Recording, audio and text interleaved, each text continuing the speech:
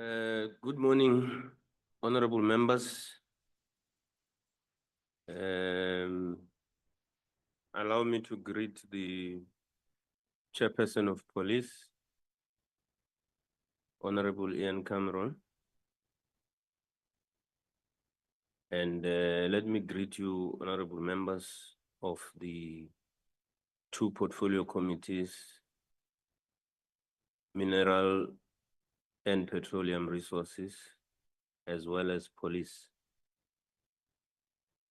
Allow me to greet the ministers, Minister Mkunu, Minister Mantashe, Deputy Minister Bushiel,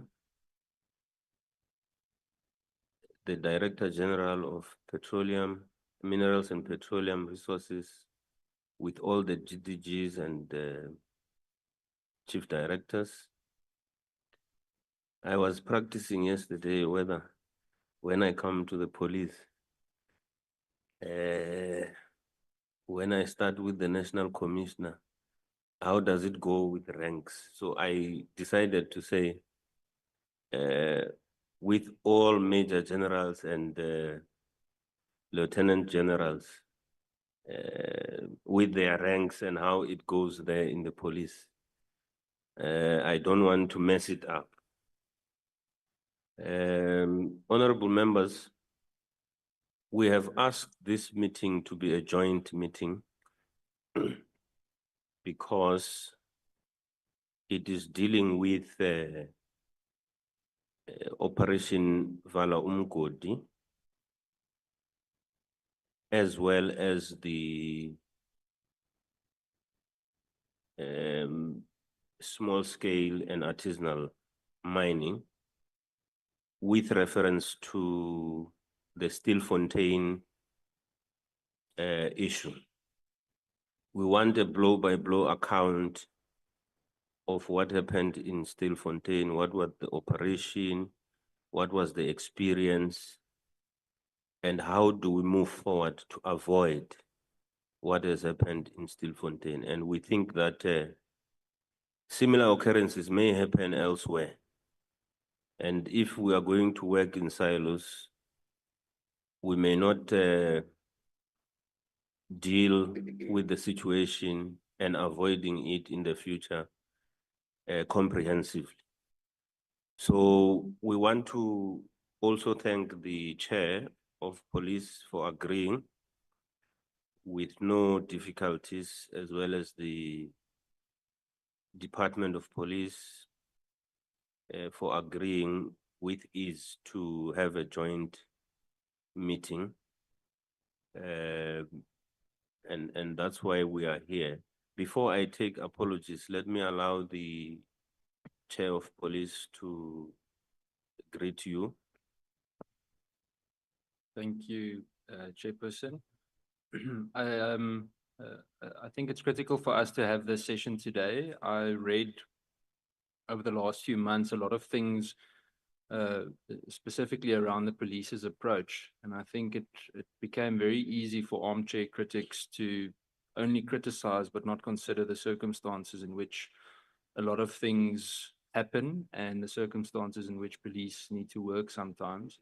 So I think it's important that a session like this assists in giving a balanced approach, a balanced view of what the reality is on the ground. Good morning, dear Mboshielo. I missed you when I was saying hello to everyone.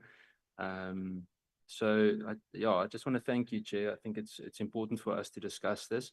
I think it's also important because a lot of external entities and NGOs, even though critical, spoke on this matter, but there was very, very rarely a collective from Parliament, but also the departments involved, giving a broader overview. So we welcome it, and thank you for allowing our committee to join you today. I just have to say, at 10 o'clock, I quickly need to slip out for about 40 minutes, and then I'll be back again. Thank you, Honorable Chair, and which is why we're going to start with the presentation on the net joins. But our agenda, honorable members, is welcoming and opening, which we have done, and we'll take apologies. We will take the presentation by net joints, and then we take the presentation by mineral and petroleum resources at the same time. And then we ask questions, we comment, we look for clarity, and propose a possible way forward. And then we will close the meeting. Can I get a mover for the adoption of the agenda, Honorable Hassan? Thank you very much, Chairperson. I'm happy to move for the adoption of the proposed agenda. Any seconder? Honorable Sen, Thank you, Chairperson. I second. any objection? None. Thank you very much. Can we please get apologies, Ms. Boss? Good morning, Honorable Chairpersons, Honorable Ministers, Honorable Deputy Ministers, and all our guests in the room. From PC on Minerals and Petroleum, we've got an apology from Honorable Mhlongo. She's not well. Thank you, Chair. Thank you, Honorable Ms. Boss. Is there any apology from the floor? Any member who wishes to alert us that they are going to leave at some point so that we have records of that? None. Okay. So how I run meetings, Honorable Mkhunu, is that when it comes to the net joints presentation, I give it to you. You give it to everybody or anybody who must present. When it comes back and you say we are done with our presentation, it must be you who tells me that you are done. And then when there are questions, they are coming to you, not to anyone else, but you will delegate who must answer. Because the accounting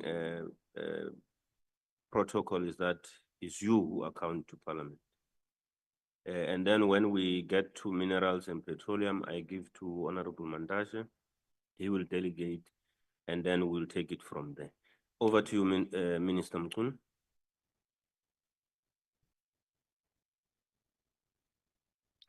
Thank you very much, co-chairs of the meeting.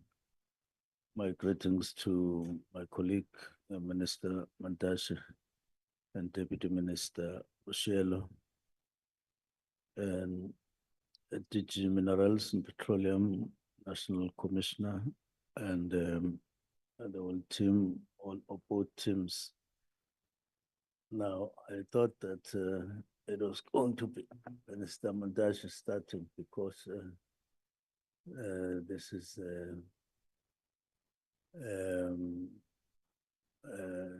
what is illegal mining. It's not illegal policing. It's illegal mining. It is hosted by him. And because it is illegal mining, and then we then get interested.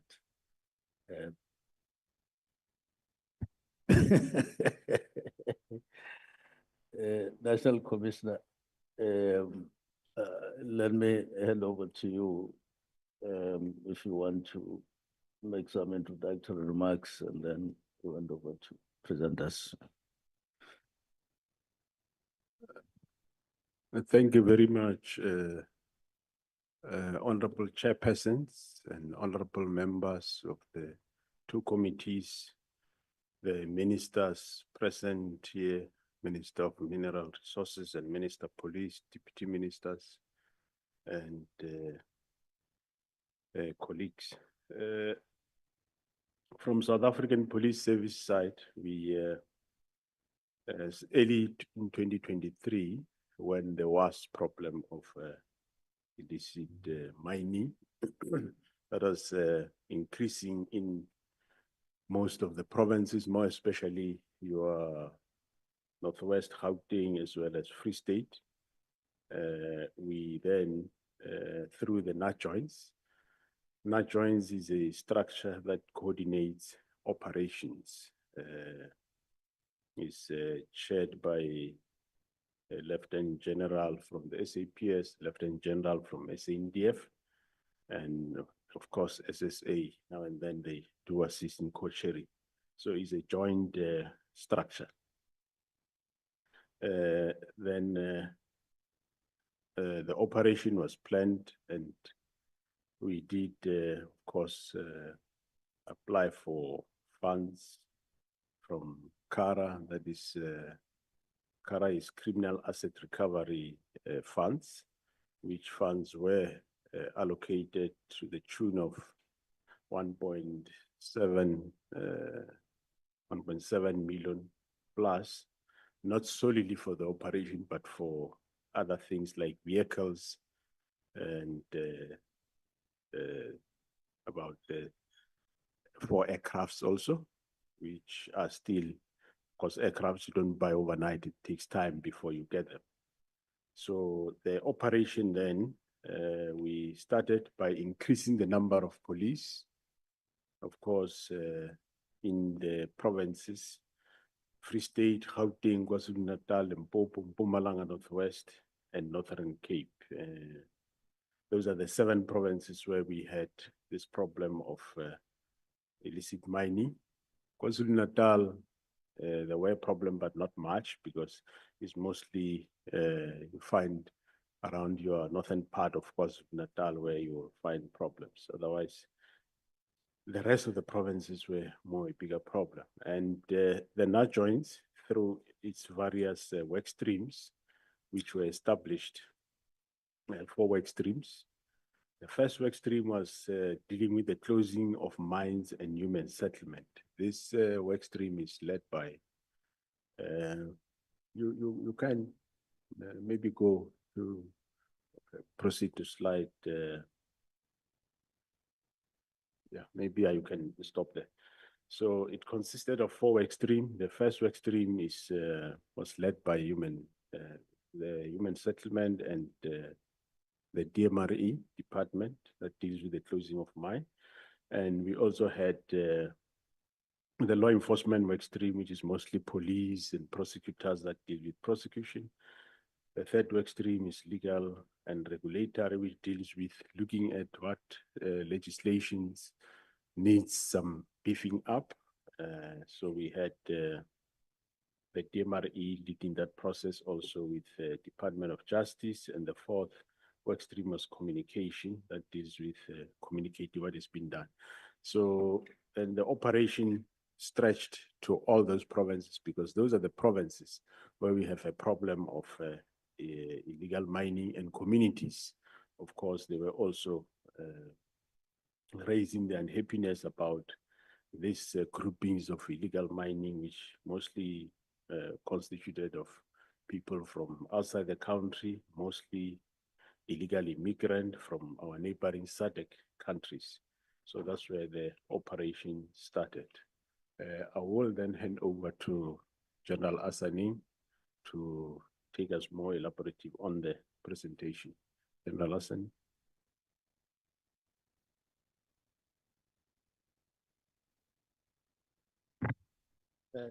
Thank you very much, National Commissioner.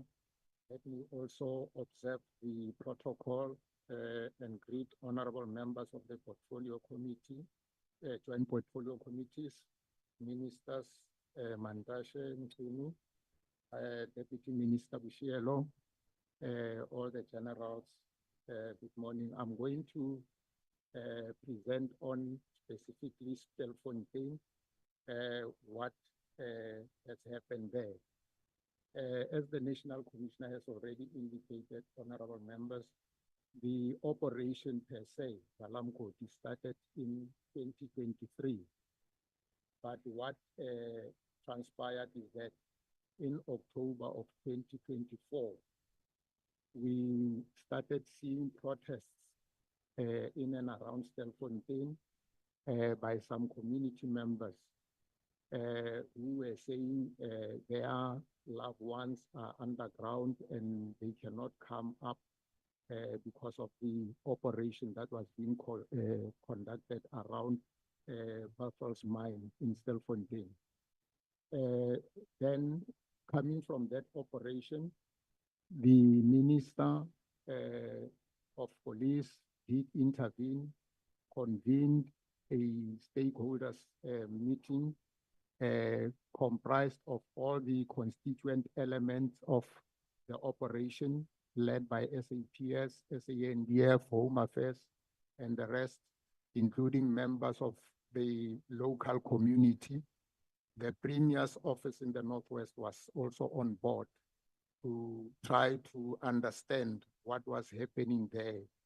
And out of those engagements that took place in Stilfontein, then the minister instructed that based on the information that was coming from the experts who indicated that it was very much dangerous and risky to engage in the rescue of those miners that were said to be trapped underground, because honorable members at that time, these people were using people that they refer to as volunteers to try and bring people to the surface using contraptions like a rope.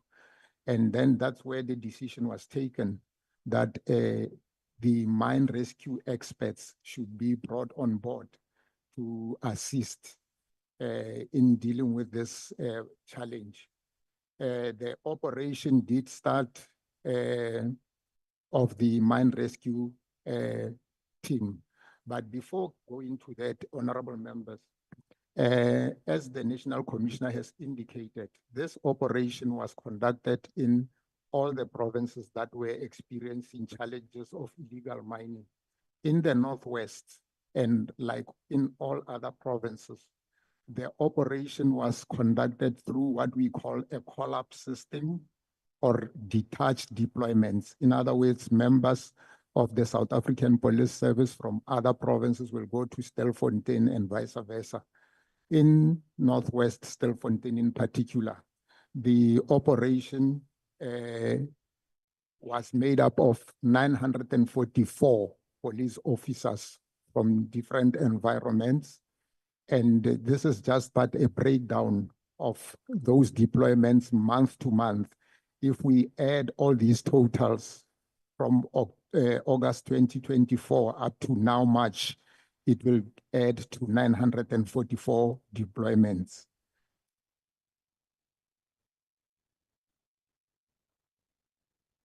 My slide.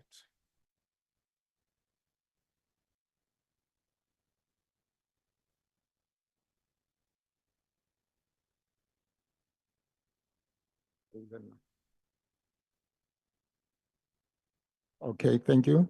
This is just but a background and a brief budget expenditure for Stilfontein only.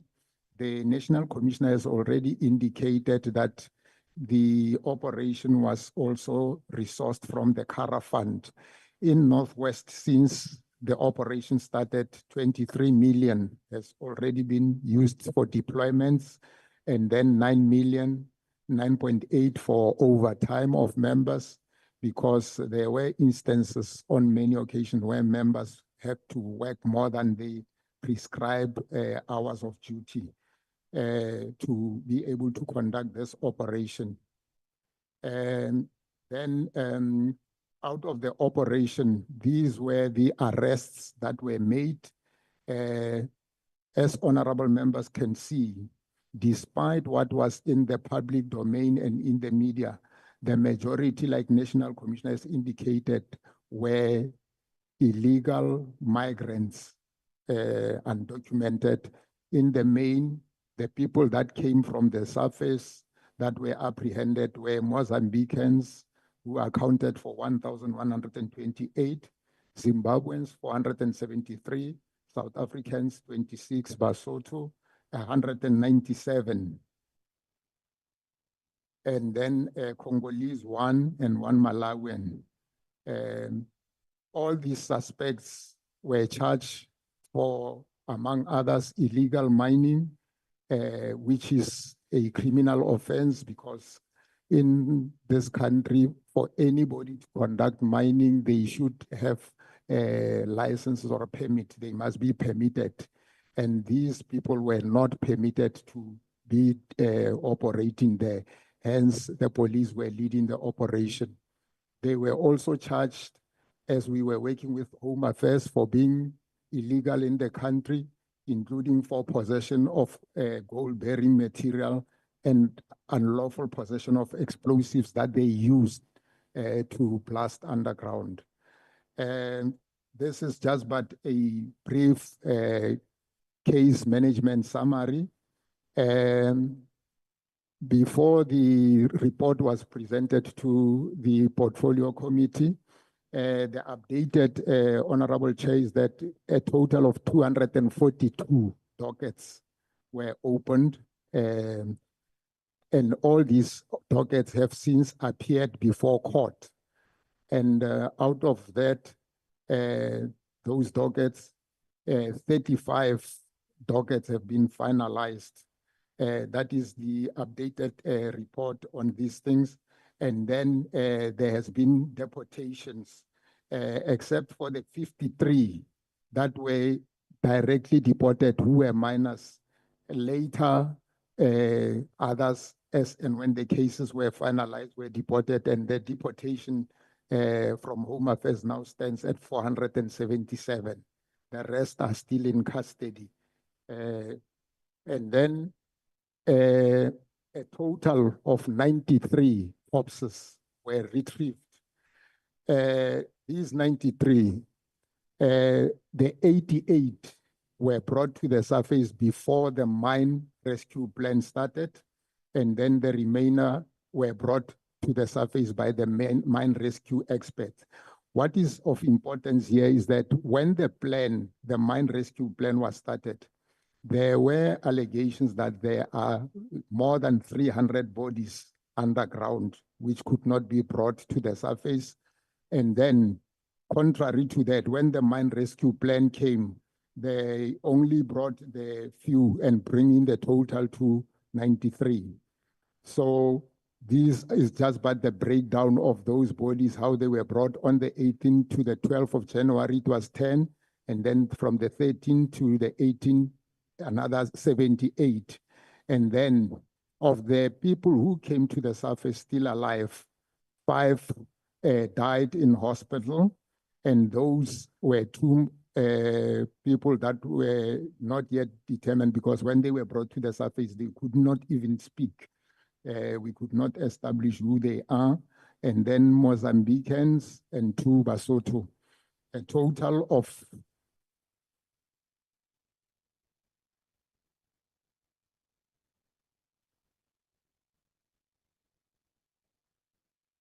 a total of 1,826 illegal miners were brought to the surface. This is just but the breakdown of those that were brought to the surface alive.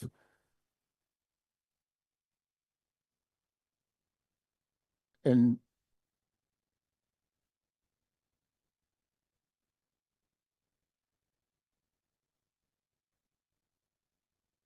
frozen again. Okay. Initially, there were 8 bodies that were brought to the surface, and these 8 bodies were immediately identifiable, and they were handed to their families. These were 3 Basotos, 3 Mozambicans, and 2 Zimbabweans.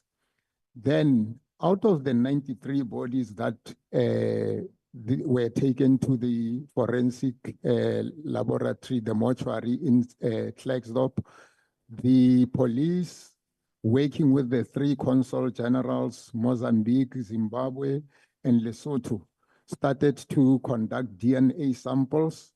They were asked to assist the police in this process to try and find from their nationals back home who could indicate whether their next of kin were lost in this. Apart from DNA samples, we also used fingerprints obtained so that we can also check on our database, the Home Affairs database, so that we can also see those that are South Africans will be able to be identifiable. Out of this process, as we were doing this, 11 who are not South Africans were identified through the South African Police Service criminal record system as having been previously arrested, and they were deported, but then they later came back into South Africa, but they were also handed to their families. These are just but the confiscations, recoveries, the gold-bearing material, as Minister Mantashe would say, that this illicit mining, it's a serious challenge to, it's part of the illicit economy. Gold-bearing material that was seized and recovered from these illegal miners was valued at 46 million. Gold that was already refined, 6 million. They were also found in possession of cash. This cash underground there in these illegal mines, they were even operating shops, businesses underground. So these illegal miners, when they go underground, they work for the mill that they have to. They are told that you bring X quantity of gold-bearing material and then you'll qualify for a loaf of bread and so on. So those who fell sick and could not produce, they were not getting food, despite what they were saying that the police were starving these people. And we did obtain statements from those who came to the surface. Explosives, 3 kilograms, and then this illegal firearms, it's added to the total that was recovered before this, ammunition 29. This is just but the current situation of what is happening since the mine rescue plan was stopped. The operation is still continuing. The police are still there because there were other associated crimes that were committed, not only illegal mining, crimes in terms of the environmental management, possession of illegal firearms and explosives. So at this point in time, we are continuing with the operation. DMRE has started. They will talk about the rehabilitation that is going on. What I can say to honorable members is that insofar as the operation to trace the escapee, Tiger James Friday, is concerned, we are making progress. We have engaged with our counterparts in Lesotho. We believe that very soon positive results will come out of that investigation. And the 4 members that were arrested because they were the last to be seen in his possession have since been released on bail, and they will be appearing before court on the 29th of this month. I thank you, Chair.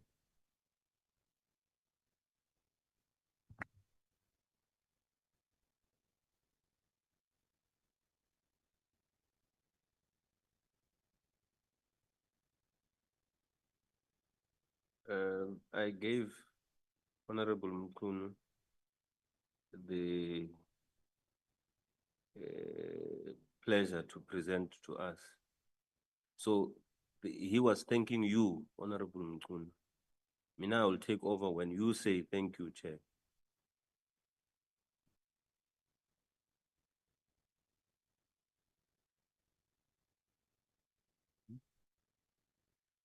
No, thank you very much, Chair. There isn't much that we need to add on the report because this is a record developed over time and then summarized and prepared for this particular meeting. We'll just make a few comments. One comment is that it is good that we're holding this joint meeting, but add that it would have been excellent if the meeting came at the height of that particular problem so that we could share experiences and find solutions together with members of parliament on board and understanding exactly what happened, what was happening. But may I then add that it's the experience that we learn from there. Firstly, is that it is paramount that we work together, the two departments, because we are inextricably tied on this matter. The challenges of DMR that relate to this particular problem, right from history up to now, as they have been dealing with the matter over time, tackling problems, but the legacy and some of the vulgars of that period have extended up to now, and they are dealing with the matter, but all of that results into a situation, as has been outlined here, and overlapping to a situation where we have to come in on the illegal, on the illegality part. But as we dealt with the matter and are dealing with it, we can then actually talk about a takeover from DMR. We can just come in, deal with the part, and aspects that we have to deal with it, but together with them, as we appreciate the cooperation. The third part is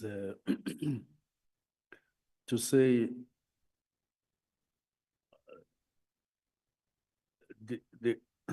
we need to decide what is the overall objective that all of us are dealing with. What would we want to see going forward? The two departments and then the two portfolio committees. In my view, if we come out of this meeting with a consensus over and above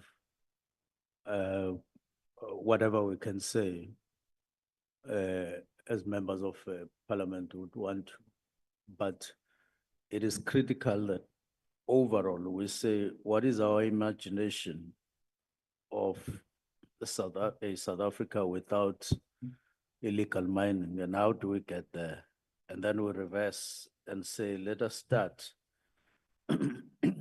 to do whatever it will take to arrive there as soon as possible. If we tie ourselves to that kind of thing, we can then work towards that as departments, knowing that we're on a mandate and we have the support, the broader support of Parliament, which can then go outside, and it will cover all of us and project a very good image of all of ourselves, that we now have come to a clear determination in terms of where we want to go. Despite all, we can count all the vulgars of the past during colonialism, during the apartheid era, the gaps, the illegalities that happened there, the irresponsibilities, because people were irresponsible, totally irresponsible, legally and morally and ethical over time. But having noted all of that, all of those, how do we then move towards the imagined objective? I would imagine that among issues that we have to deal with is border management as reflected by those, because it talks about a total of 1,500 people coming from Mozambique and Zimbabwe and Lesotho. having entered South Africa illegally. Now, that alone, that alone is a huge problem and a huge challenge. It could have gone to mining, and then we learn through mining or illegal mining that there is this problem. But it could have gone elsewhere in another sector and reflected the same numbers, because it's clear that it is not just a reflection of what's happening in illegal mining. It's in the other sectors as well. It could be there like this, and it could be worse. So the overall fundamental issue is border management, which we are discussing elsewhere. But it would be important for all of us here to lend our weight to those who are dealing with border management, the security cluster, to say these are the results of this is what will be the consequence if we continue with borders that are leaking. So that stands out. And I would say the next issue, other than border leakages, it is then the human rights issue, which took us, were taken by various bodies to courts more than 5 times. Courts that were, I wouldn't say that constituted, but I always had a problem being called short notice, sitting at 7 o'clock on a Saturday. I didn't know why it was operated that way. But I acknowledge and I know that the courts can sit any day, anytime. But you could read more than a system of justice in operation into what was happening. We went through all those matters, but in talking about human rights, our view based on experience is that we should be broader on this matter and not narrow to say police this, police that.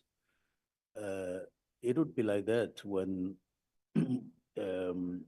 you have to deal with a precarious situation of illegality, and you have to balance a number of things. If somebody were to come here, close this door with all of us in, and announce that we're being held in hostage, the people outside who come and rescue us and assist us must deal with a number of things.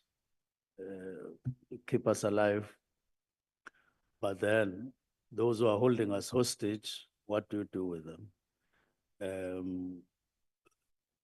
And as you grapple with the problem, something will happen either way. And we can't stay here for a year held in hostage illegally by somebody. Somebody who is rescuing must decide at one point or the other which one is riskier to do. And how do you stop illegality at some point decisively, and so on. So we must do a lot of balancing in our thinking, right from border to issues of illegal operations underground. You learn of what could amount to human rights abuses right underground by the very same illegal operation. What then gleaned from interviews with people who were from there, there would be a number of things that could be pointed out as themselves illegal and inhumane, right from that situation underground. So you had to decide whether you allow even those illegalities and those abuses that were happening to continue happening. There's also an issue of people who came out dead already, that we don't have results thereof, the cause of death, timing of when did they die actually. As it would seem that others would have died several months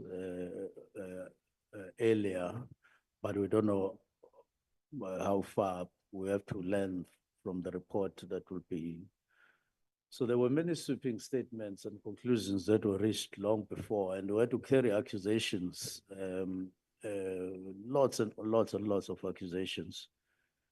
But we know that there were no less than 10 companies that were lending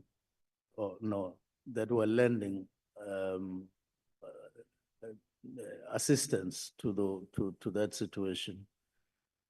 And who are still interested in those companies like Ford Foundation and a number of others who were lending a hand of one kind or the in a manner that was not transparent, I would say. As opposed to government. Government was always transparent.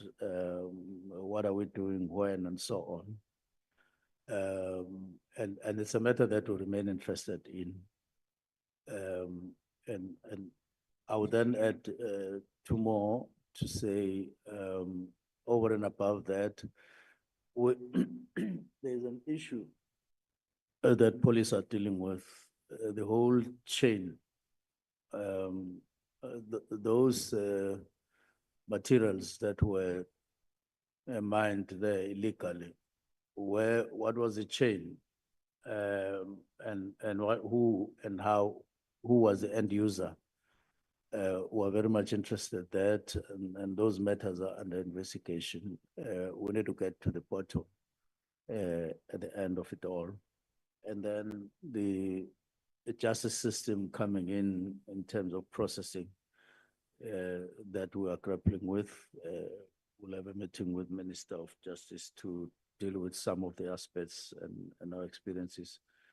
I would want to end with those comments, except to say, from where we sit, there is something bad that happened, which we must acknowledge when police, or some of the police that were involved there,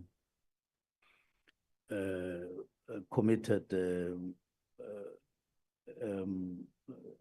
an illegal act of letting that person called Tiger away.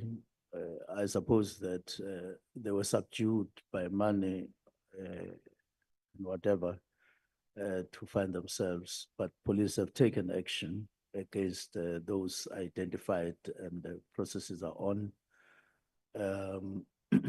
It really painted us very, very, very bad that in a situation that was like that, it's like pickpocketing a dead person already, and you look for money from a dead person, because that was a crime scene. And if you're operating in a crime scene and you cause another crime yourself, and you are supposed to be a law enforcer, it's totally unacceptable, because it's totally uncalled for and unheard of that we would have police officers doing what they did there. But investigations are still underway, while disciplinary processes are also underway. We acknowledge all of that. I would end there with the comments. Thank you. Thank you very much, Honorable Minister, and the police team. I want us to I'm thinking you have noted, because I said we're going to go straight to the second presentation. So I expect honorable members to have jotted the questions and comments. We'll now go to the minerals and petroleum resources. Honorable Mantashe. Thank you, Honorable Chairperson, Chairperson of Safety and Security, honorable members, everybody in the house. My colleague, Minister Mkhunu, I must submit that he gave me an exemption to visit a crime scene in Stilfontein. I had to get that exemption to enter a crime scene. Otherwise, I was going to tamper with evidence. Okay, let me start off by thanking you for having this joint session. On Friday, Chairperson, we're opening Nodia's Bank Colliery in Caroline. It's a big coal mine producing 100 tons a day, having an estimated life of 20 years. It will ultimately be a deep mine. The old MP who was there, a member of this committee, was MP Slab. I'm reporting that because we appreciated his presence there, because that was actually an experience where he also witnessed what we mean by concurrent rehabilitation. It's happening in practical terms if he saw that, and it will be part of the presentation. What do we mean by concurrent rehabilitation? What do we mean by rehabilitation of ownerless and derelict mines?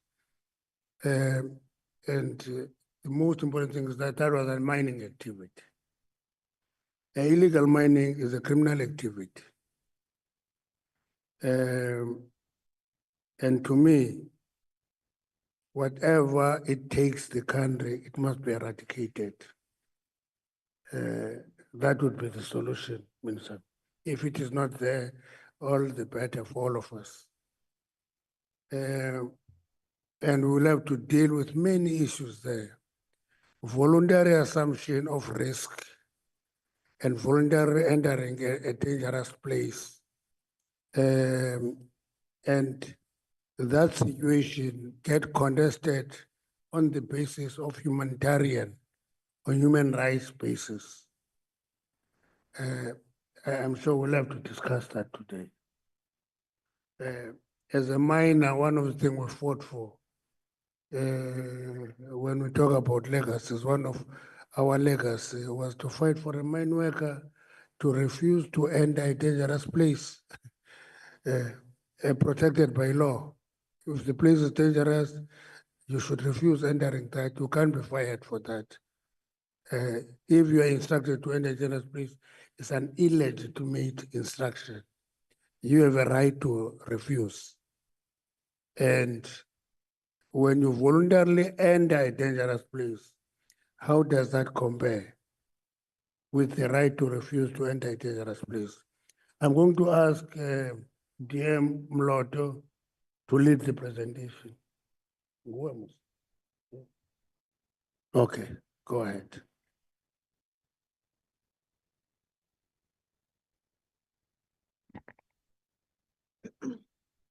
Good morning to the chairs of the joint PPCs, the honorable members, Minister of Minerals and Petroleum Resources, Minister of Police and DM Bushielo, the DG of the department and my colleagues, the National Commissioner of Police and the generals and the lieutenant generals.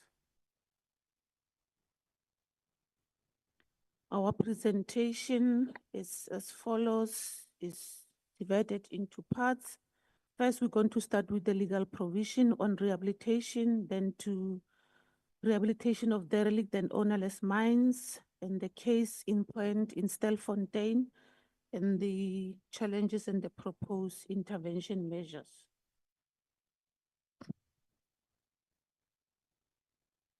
In terms of the legal framework, after 1994, there was a significant overhaul of all the previous mining and mineral legislation.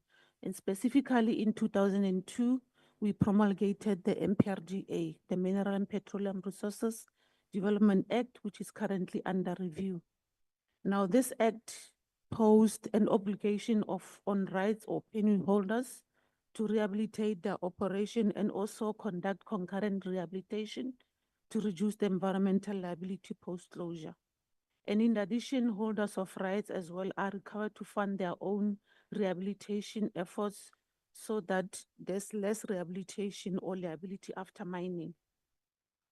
And then in continuing the legal framework, Section 5A of the MPRGA indicate as follows that you are not allowed to mine without an environmental authorization, a permit, a right to remove any mineral, and also consult with the landowner or the lawful occupier of the land.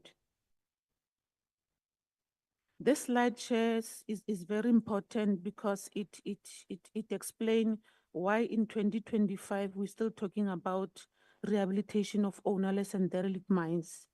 Back then, we used to use the common law. It was just an agreement between the landowner and the person who wants to mine. And then we came to 1967, mining rights. There were no rehabilitation provisions and there were no financial provision requirements. Then we moved to 1991, where we introduced Section 38 and 39. Still, that was not adequate. Then in 2002, we moved to the MPRGA. We introduced Section 41, 43, and 44, which talks about the rehabilitation. And then for the first time, introduced financial provision for the mines to submit. And again, in terms of NEMA, the National Environmental Management Act, Section 24P talks about the financial provision regulations. And the reason why we're talking NEMA within the MPRGA is that around 2006 to 2009, there was an arrangement between the then Departments of Minerals, Water and Sanitation, and DFFE on what we call the one environmental system. So in terms of that system, the arrangement was that all the environmental provisions that were in the MPRGA were removed and put into NEMA, the National Environmental Management Act. And the Minister of GFF at that time was then able to draft regulation, the DMRE was to implement, and that's why we're talking NEMA with the MPRGA. And then here we're defining what is financial provision, because I mentioned before that operating mines, they're supposed to fund their own rehabilitation.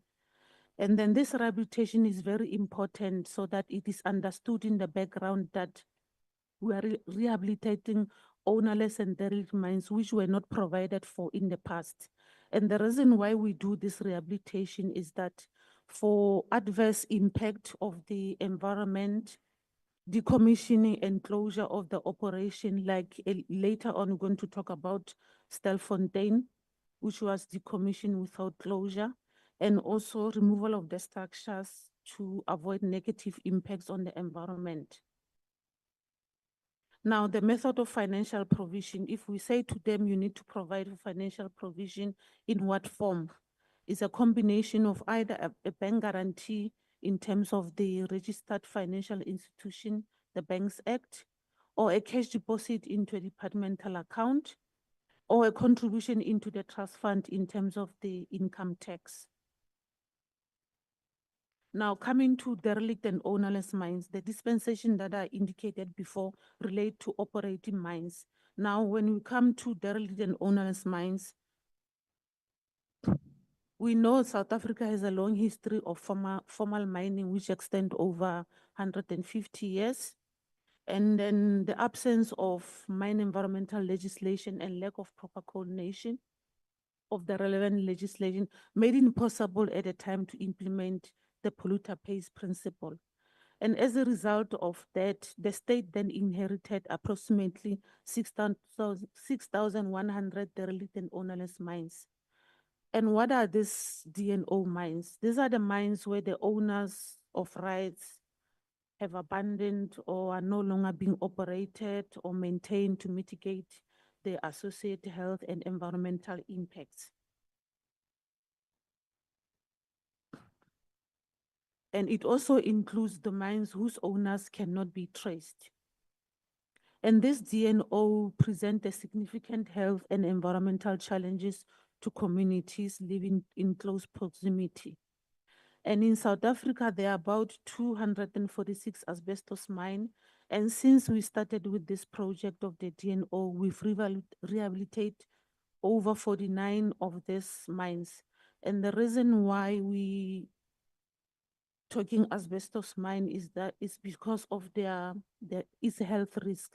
And out of the 1,170 unsafe or what we call mine openings or holings, mainly situated in the Gauteng, we have rehabilitated 746 to date. And I've mentioned in the previous slide that we're rehabilitating asbestos mines due to the health reasons, and as well as the fact that around 1999 asbestos was embargoed and all those mines were supposed to close. Here we prioritizing the 6,100, and we're saying of the 6,100, we've got 2,563 that are classified as category high risk. And those are the ones that we are prioritizing. And again, on the chart, you see coal, copper, and gold. These are the minerals that, or the mines that we still need to rehabilitate. And like I said, we're prioritizing asbestos for now. And once we have available or adequate funding, we should be able to move to the next commodities. Here, we're talking about to date what we have rehabilitated, because annually we rehabilitate 3 asbestos mines. And the reason why we're doing 3, we are mainly informed by the funding that we get from the National Treasury. We're getting about 150 million. And of that 150 million, not all of it is going to actual rehabilitation. We're allocating about 21 million for the research so that we don't have acid mine drainage, and the balance then goes towards actual rehabilitation. And so far, these are the 3 mines. Tweefontein is in Limpopo. We're almost done with it. And then Msauli is in Mpumalanga. We envisage to finish by 31st July. And Berwick is in the Northern Cape, and we envisage completing that by end of this month. We're also closing what we call holdings or openings.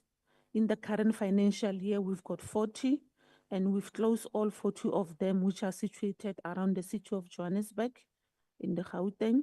And the project was completed in 2024, December. Now, additionally, we set aside about 181 million to rehabilitate additional 240 shafts.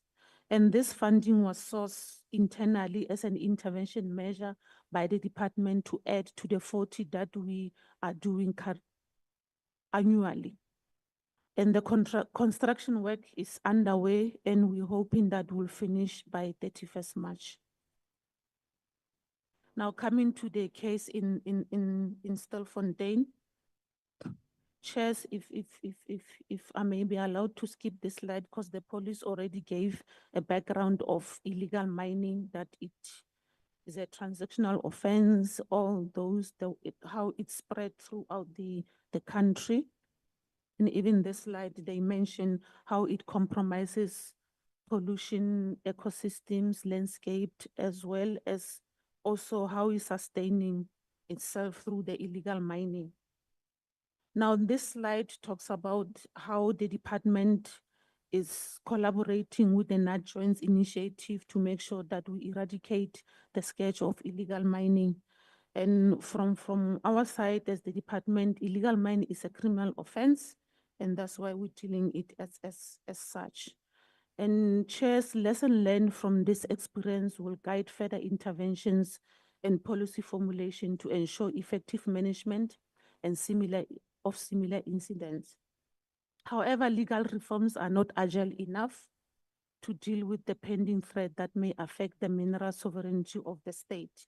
And that's why we are currently reviewing the MPRDA to, amongst others, criminalize illegal mining and also introduce stringent offenses and penalties for conducting illegal mining. And as well, the department is not properly structured and capacitated to enforce its authority in the sector. Coming to the Buffelsfontein gold mine, it is not an ownerless and derelict mine. It has an owner, and the majority of the 74% shareholder is in China, they're Chinese, and the 26% shareholder is South Africans. In the process of holding the mining company, which is BGM, Buffelsfontein Gold Mine, to account, then there were legal disputes that ensued. And at the time, due to the nature of the situation at hand and also to prevent further loss of life, the department stepped in together with the Mineral Council to fund the rescue operation. A company called Mine Rescue Services was contracted to conduct the rescue operation. We started around 11 January by preparing the site at the time. And then 7 group of illegal miners were brought to surface when they started on 13 January. This slide, if the chairs also allow me, the police spoke about the stat. I should not repeat the stats that were indicated by the police.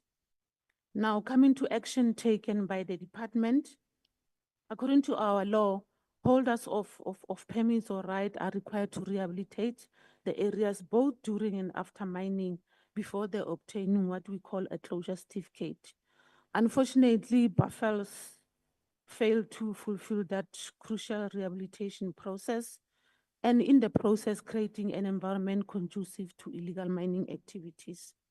Since early March this year, the mining company has deployed its own security on site to guard the affected shafts, and they've submitted the rehabilitation and closure plan. And the rehabilitation is currently underway. The equipment is on site, and they've started backfilling on shaft 10 and 11, and these were the immediate affected shafts. The department will continue to closely monitor the situation to ensure that all rehabilitation objectives are met. Now, coming to the proposed challenges and intervention measures. Illegal miners are unfortunately targeting the areas that we're rehabilitating for DNO site, and the intervention from our side, we collaborating with NAJOINTS to assist us when we go to the site to do the actual rehab. And then we have limited funding for rehabilitation, like I mentioned before. And then discussions are underway with the National Treasury to try to fund additionally so that we can add to the 3 that we're rehabilitating annually. And we are also collaborating with the Mineral Council to assist. We are exploring measures that we can collaborate. As well, due to illegal mining, there'll be those shooting incidents that will ensue, and also associated criminal activities within those communities. And again, some areas are not easily accessible, especially old mine shafts. And we see continuous degradation of the environment and the safety of the departmental officials as well during their site visit on those illegal mining is a concern to us.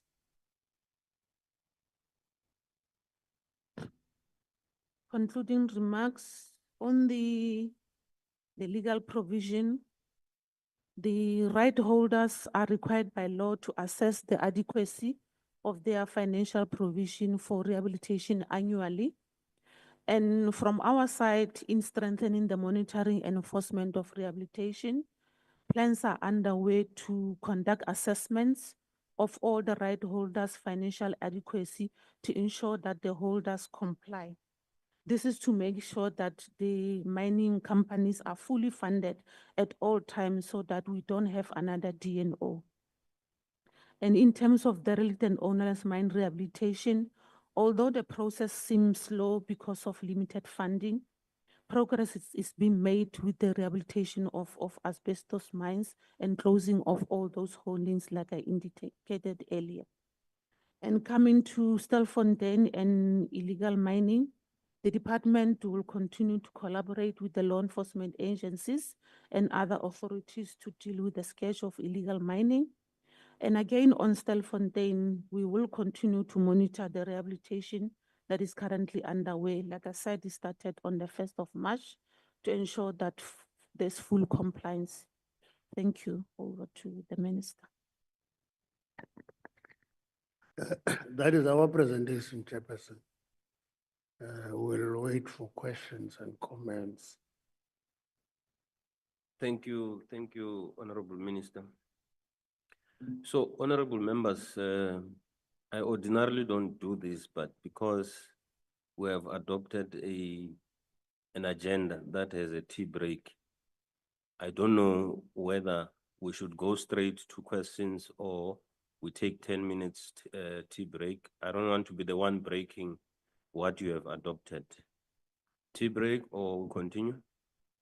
We proceed. Okay. Those are the questions. Not to give tea break is an unfair labor practice. Yeah, so those are the two presentations, honorable members. Can I take questions from members, comments and clarity seeking questions? Honorable Zondi, Honorable Lorima, Honorable Skosana, Honorable Muela, Honorable Mbio, Honorable Ntangwini, Zungula, Slepe, Honorable Senne, Honorable Blose, Honorable Ghana, Honorable Mukwena, Honorable Mfukeng, Shekalin, and then the last one will be Honorable Hassan. Okay, the last one will be Honorable Plakis. So I know all of you except Shekalin. I was struggling in the pronunciation, but I'm proud of myself. Honorable Zond. Thank you, Chairperson. Let me start by greeting everyone. I'll just say all protocol observed. Chairperson, my first question is with regards to the Stilfontein mine. What is the legal status of that mine? Is it under care and maintenance? And if so, when did this commence? My second question, Chairperson, is has the police considered starting a formal illegal mining unit within the police service, because the police are not equipped to deal with illegal mining. So you think maybe there would be a unit that would be started that will deal with that specifically.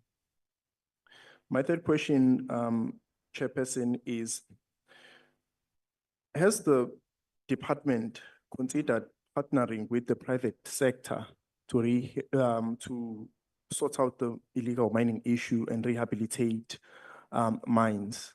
Because the budget that is allocated for this purpose is really negligible. You cannot fulfill the purposes of rehabilitating mines with that particular budget. But if you partner with the private sector to develop that land, like there's an illegal mine, there's a mine that was rehabilitated in Northwest, it's now a race course. So you can look maybe into those type of partnerships to ensure that these mines are rehabilitated. So has the department looked into something like that as a possibility? Then my other question, Chairperson, is, so during the operations at Stilfontein, I'm not sure if I was following correctly, to read that there was only one firearm that was recovered. Now, that seems a bit weird because we know that illegal miners do carry firearms. Or maybe were these firearms left underground as these illegal miners went up? Is there any intelligence with regards to that? Chairperson, my other question is, it's for the police ministry. Do mining companies employ Zamazamas as ghost workers to cut costs? Has there been any evidence of this? Are there any pending investigations or cases relating to this? Obviously, to not compromise investigations, you don't have to mention names, but if you maybe allude to incidents where this has been the case. My other question, Chairperson, is there are police officers that were accused of aiding Nero Tiger's escape. Have these police officers been suspended? And if not, does this not, them being on duty, does this not compromise the investigation? And how far are the proceedings with regards to their disciplinary hearings or disciplinary proceedings? My last question, Chairperson, is how many children were rescued at Stilfontein and what were their nationalities? Maybe if we could hear more with regards to that particular situation, Chairperson. Thank you. Thank you very much, Honorable Lorima. Maybe before, where possible, can you please indicate where you are directing your question? Just for the ease of reference to the departments. And after that, if I'm not back, Honorable Skosana, can you proceed? Thanks, Chair. My initial, I think, 9 questions go to the police. So the first question is 1,700 arrests, 9 guilty verdicts. Why so few? Of the 7 guilty verdicts, can you tell us what they were found guilty of? I mean, 4 crimes were mentioned in the presentation. Is it illegal possession of explosives? Is it possession of gold-bearing material? It'll be interesting to see the breakdown of that amongst the 7. The third question, the fact that illegal mining is illegal but not criminal, how much does that affect the ability of the police to secure guilty verdicts? Then specific questions about Buffelsfontein. Did the police go into 11 Shaft, and how can you be sure that there's not a large store of illegal gold still down there? The rescue services did not go down Shaft 10. How many people, if any, do you estimate are still even in Shaft 10 or other shafts of Buffelsfontein? So the next question crystallizes that by saying, do you believe that all illegal underground mining at Buffelsfontein has now stopped, or is it still continuing? The next question goes to the kingpin who escaped. Are police actively pursuing his arrest, even in Lesotho, where we're told he probably escaped to? Then for the future, when police leave this operation, do you imagine that gold mining underground will resume? If so, is there anything that you can do about it? Is there anything that you plan to do about it? And my last question for the police amplifies that of my colleague.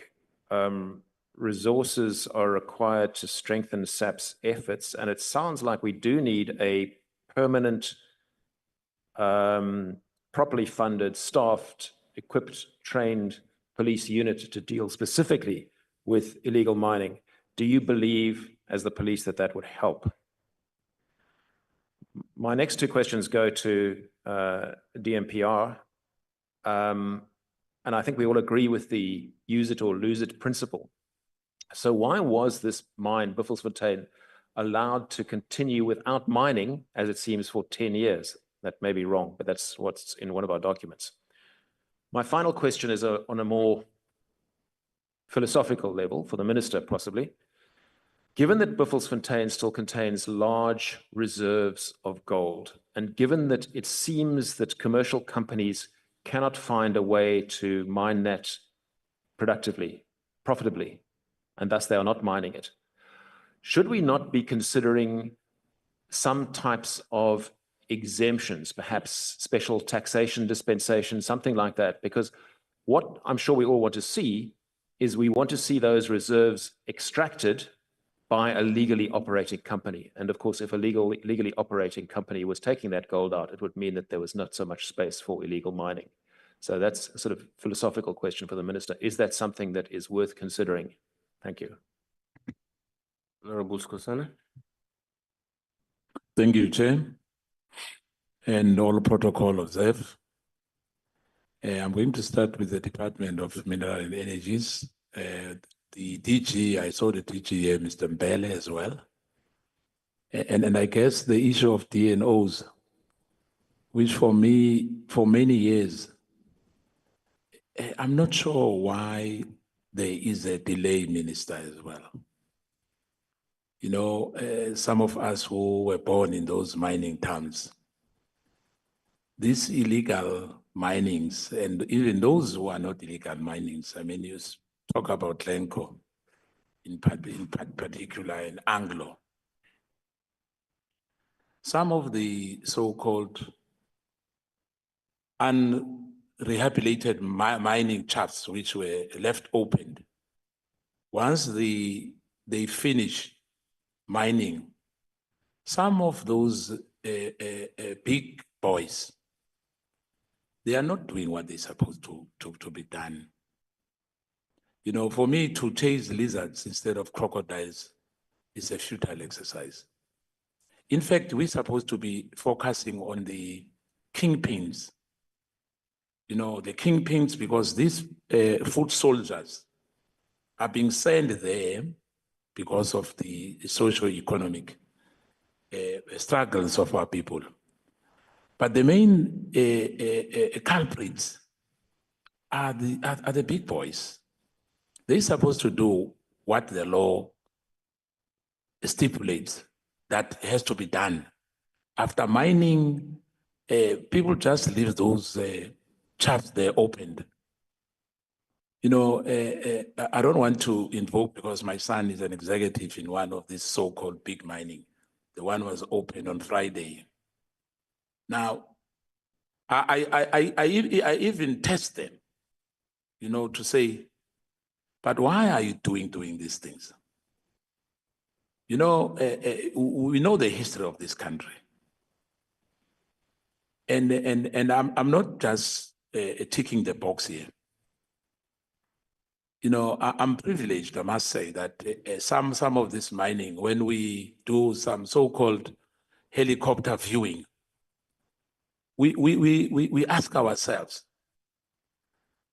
are these people protected? I'm talking about the big boys. Remember, I said so, not foot soldiers, not these ones who are lending firearms and, no, not those. Those ones who sit in the air-conditioned offices. They are sitting there. They know exactly what is happening on the ground. They are getting you away with murder. Some of the owners are not even South Africans. There are some in Australia, Canada, China, and elsewhere. They don't care about our people. And it's a fact. Now, besides the issue that the villages, the townships, you know, eventually our women get raped by these people when they get the foot soldiers.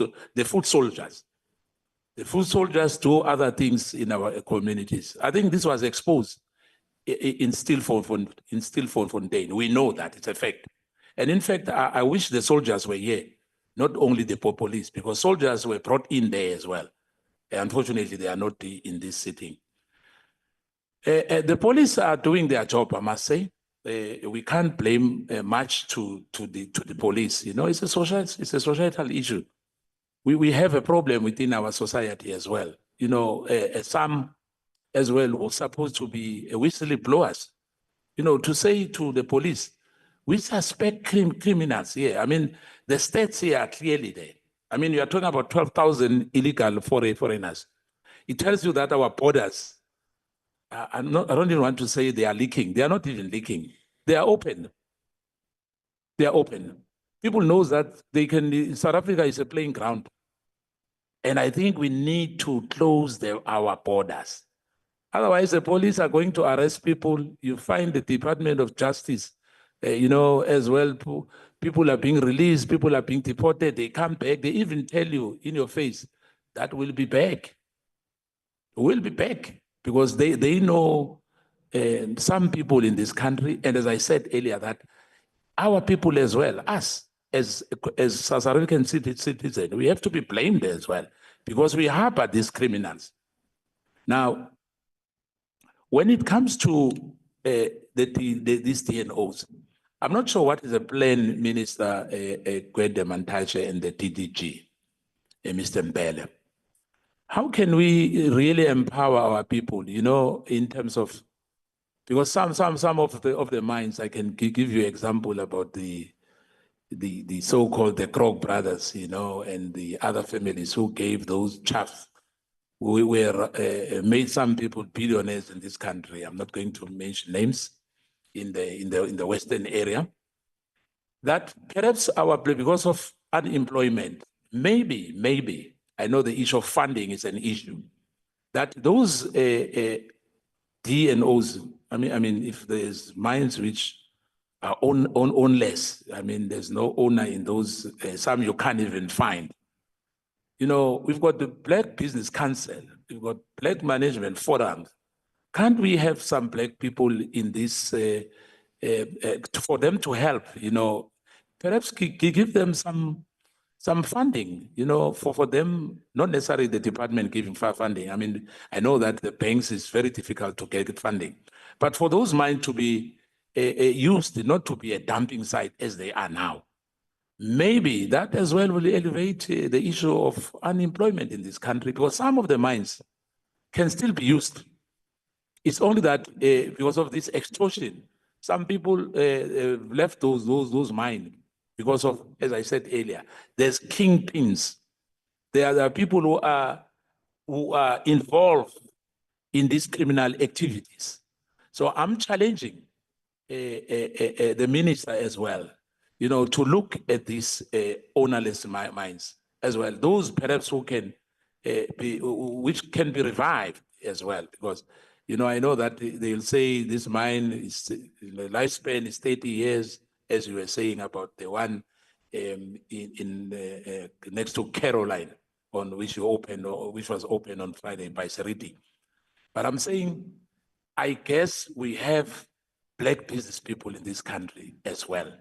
And even, you know, a little bit of 6,000 mines, I mean, ownerless, for me, that doesn't make sense. I think we can do better, Minister, and not necessarily you, even the small business, you know, irrespective of the size of those ownerless mines. But I guess those mines can be utilized, you know, slowly, but it cannot be right for us to have those mines being left unattended, being, you know,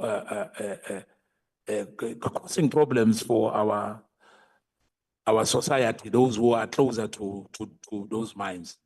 My last question to the National Commissioner. National Commissioner, I know that it's a very difficult task, as you know, that we still need police. I saw some advert that there's 10,000 police which you're going to hire as well. Yeah, I know policemen cannot be everywhere where the incidents are happening, but I must say that you, as a department, you are trying your best, you know, but you need other departments as well. The Department of Home Affairs, the Department of Justice, to work together as well, to make sure that all these criminals are being apprehended, not at a later stage. I mean, the Stilfontein issue is an embarrassment. It's been going on for many years. You know, people just saw it, you know, on television in January. It was reported many years ago that there's issues there. We have issues in Velcom, in those gold mines, as we speak here. We have issues in Mpumalanga, like this asbestos issue which you are talking about. It's not something which has just cropped up here yesterday. It's a number of years, Minister. And you know, Minister, because you've been there, even if you've been in the coal mining, but you know about this mining which I'm talking about. Thank you. Thank you very much, Honorable Skosana. Honorable members, because I did not lay any rules on time, I did not want to stop Honorable Skosana, but he spoke for 12 minutes. And if you can imagine, everybody speaking for 12 minutes, we'll leave here after 2. So I will from time to time remind you how many minutes you have spoken. What you do about that is not entirely up to you, but I'm just saying wrap up. I have no intentions to stop anyone. Honorable Muela. Thank you, Chair, and greetings to all the ministers of the police and subsequently the minerals and energy and the DM, all the generals and directors and everyone in the house. I want to start with the energy and minerals. Looking at the number of abandoned mines which we're having in the country, which measures does the department have in place to curb the potential target of illegal mining in the future? And what is the plan to remedy those abandoned mines? And also, there is a common view in the society that there's a lot of red tapes which are associated with the registration process for one to become a permit mine holder. To avoid this particular occurrence of illegal mining, does the department planning to ease some of the red tapes which are there to allow the community at some point to be able to have this particular permits so that they can be in operational? I want to give a typical example. Recently, the normal township economy, which has been enrolled by ordinary community members, like those who use their trucks to go and get sand. Normally, it was ordinary that is being done. But recently, there is a national cap where their trucks have been taken over. And the process of assisting them to be able to get the permit takes longer, and it affects the communities and the society, those who are already impoverished. When they go to the Department of Mineral Resource to be able to seek assistance, it takes longer for them to be assisted. How is the department planning to assist those particular process so that people can be able to mine legally and the processes become easier for them? And then lastly, with regard to Stelfontein, we understand there are many operations which have been undertaken there.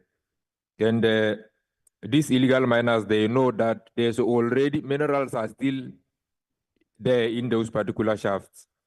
So which measures does the department have in place to avoid future occurrence? Because we might do it now, but after 10 years, they can go back again or sneak when they can see that the operation has ceased in those particular areas. Which measures are we putting in place to stop all these things from happening in the future? Because they are known that their minerals are still available underground.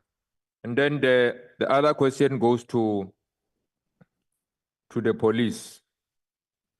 With regard to the presentation on slide number 20, in terms of case management, it reflects that 240 dockets have been opened, 1,773 suspects have been arrested, 7 were found guilty, and 12 cases were withdrawn from court. Understanding that South African and police service is faced with overwhelming case backlogs and correctional facilities are challenged with overcrowding, has the department considered establishing an inter-ministerial task team that is focused on overseeing the hearing of Zamazama cases? The last one will be, what are the current conversations taking place between the South African Police Service and Bolsfontein mine? Is there any plan to prevent future occurrence from occurring? Working as an interministerial task team so that these particular incidences that we have seen, which have taken many lives, do not repeat themselves? That will be my questions, Chair. Thank you very much. Thank you, Honorable Mbio. Okay, thank you, Chair, Ministers and honorable members. Without wasting your time, one is that, my question is, when it comes to police, reality is that, today abantu bayabanjwa, but then, tomorrow bayaphuma. What are the measures as a bribe abantu that are taking place to make sure that those people are bribed? Because I come from Western area where there are a lot of mines. Our police, they try by all means to do their level best. ukuthi babambe abantu. But magistrate, mafike court, it's something totally opposite. And then the very same people that ababanjiwe, when they go out, they go to our communities and kill our brothers and sisters. When you go to Begezalo, Kutong, you know where it's not safe there. It's kukalisbam every now and then. And it's even worse when you you are from Begezal to Ranfontein, in between there's a Donaldson Dam there. Those people are doing illegal mining, like daylight. Daylight they end. When police are then they will say, no, there's somebody that only gives away paper that is legal. And then when you check people that are doing that mining, it's people who does not have documents. So I'm saying if there are those mines that have given the municipality or for people to do lo msebenzi lowo, why are they hiring people who does not have legal documents? Because the very same people are the ones that when you go there daylight wanting to check, you can't even enter a minister because baphethe isdubula. So ours is that Guti, in all this thing that is happening, how are we going to make sure that our communities are safe from these illegal miners, and also where there's still mines, where there's still umsebenzi, why are our people giving it to these illegal foreigners, people that does not have documents? Thank you. Thank you, Honorable Nsangweni.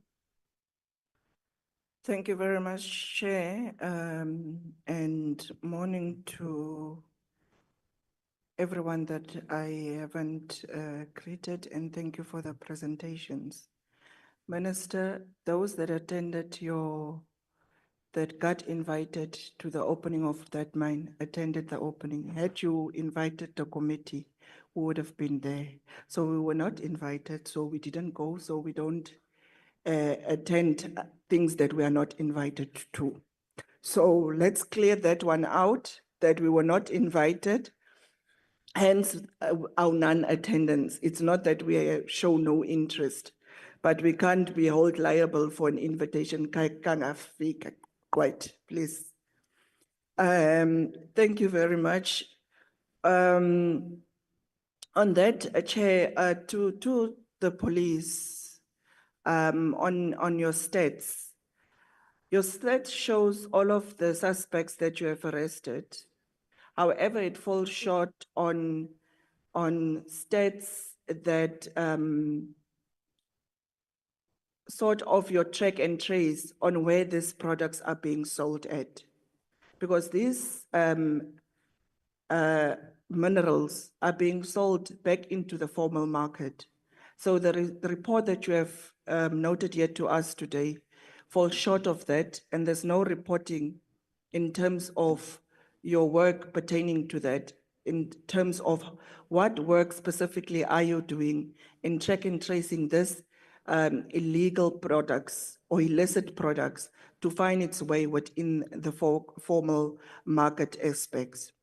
Then on your stats yet again, and I think the Honorable Lorama spoke to it on the Honorable Zondi on the firearms, that you have only seized one firearm. That is inaccurate, and we all know it.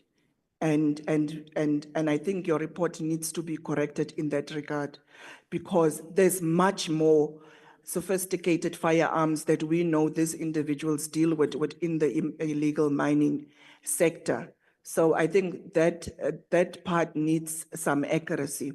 And then on your explosives as well part, have you track and trace where does these individuals buy these explosives from? Because if we look at the way of the mining, or how mining happens, it must be very sophisticated explosives that needs to be well regulated and found within well-regulated spaces and not just on the black market. We are not talking here about a simple cricket type of thing, the way we normally used to call it, Minister, those firelighters. We are talking here about massive explosives. So is there work that you have done in order to trace where does these individuals buying these explosives from? And are we holding those individuals accountable? Because there is also some mechanism to sort of trace in terms of getting us a step closer in combating this. Then in terms of collaborations with the local communities within the Stilfontein matter, was there any collaborations with the communities? Because one would have thought that the police would collaborate with local communities because they understand that area much better and they understand the surrounding much better. If there was any, and maybe perhaps we could have prevented some of these cases that have happened, and in the manner and in your main manner on how individuals have been removed and died under your watch, Minister. Was there any collaboration with communities to ensure that at least the removal of those individuals, or also to listen to them in terms of the surrounding areas and to combat these illegal activities in their areas? And then to the Department of Mineral Resource, I'm not entirely happy with your stats in terms of closing of the asbestos mine. You say there are 246 asbestos mines, and of that, 49 have been rehabilitated. And you are only going 3 per annum. And by the rate on how we are closing it, and we are saying that this is a health risk for communities, and we are only targeting 3 per annum. I think much more work needs to be done, Minister, and I know you're going to say it's the strain of the budget and all of that, but I think you need to take and talk to National Treasury the importance of those communities' health and safety that are living in those areas where they are exposed to this asbestos mine must be taken huge in consideration with them, because it's, I mean, 3 per annum, it's ridiculous. And then on the Buffelsfontein and ownerless and its status as well. And I think the report was also clear that there are still, we know where the owners is. So what is the status in terms of ensuring that those owners take to account that they do the rehabilitation part that needs to be done in terms of those mines? Because we are having a lot of these mines and so-called just claim it's ownerless, we can't trace it. And I think for some, Minister, there is individuals that can still be traced. And I am not of the view, and I've said it when I joined this committee, I'm not of the view that ownerless is the correct word to call these mines. We can still trace some of these individuals so that they can adhere to the regulations in rehabilitating these mines. And then I want to give you perhaps, and I will give it to the DG as well, a case, Honorable Minister, and I want to show you how I think your department are lacking and tracking and tracing illegal mining activities. Now, there's a case within the Eastern Cape area of Lloyd Briggs that mine illegal clay, and these products goes back into the formal market, and it closed, and your department was taken abreast of these illegal activities. Letters have been sent to them, and nothing is happening about this illegal mine operating within the Nelson Mandela Bay area.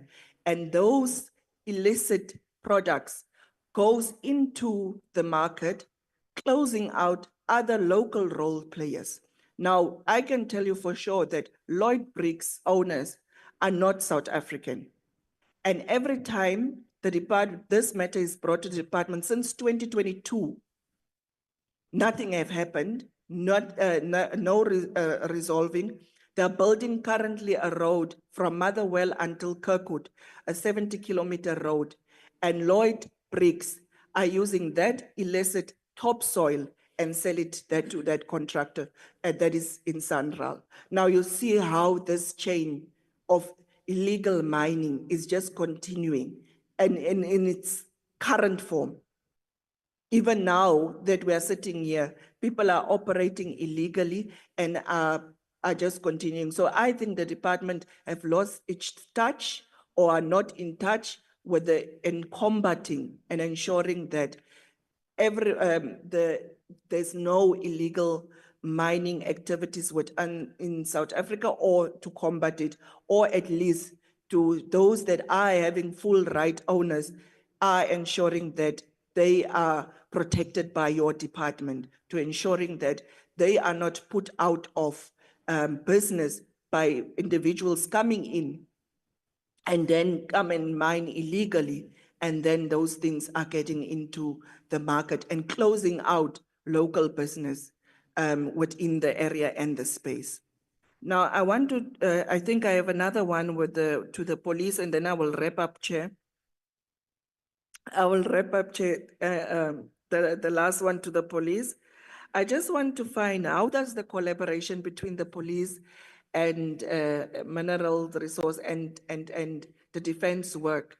What is the collaboration between these three departments? And what role does each and every component of these departments work? As you have said earlier on, Minister, you don't want to go to a crime scene and then tamper with evidence. So we would like to know, at which stage does each department form part of this role in Valley Court, if I'm pronouncing it correctly? Thank you, Chair. Thank you, Honorable Zungula. Ndiyabulela Sihlalo.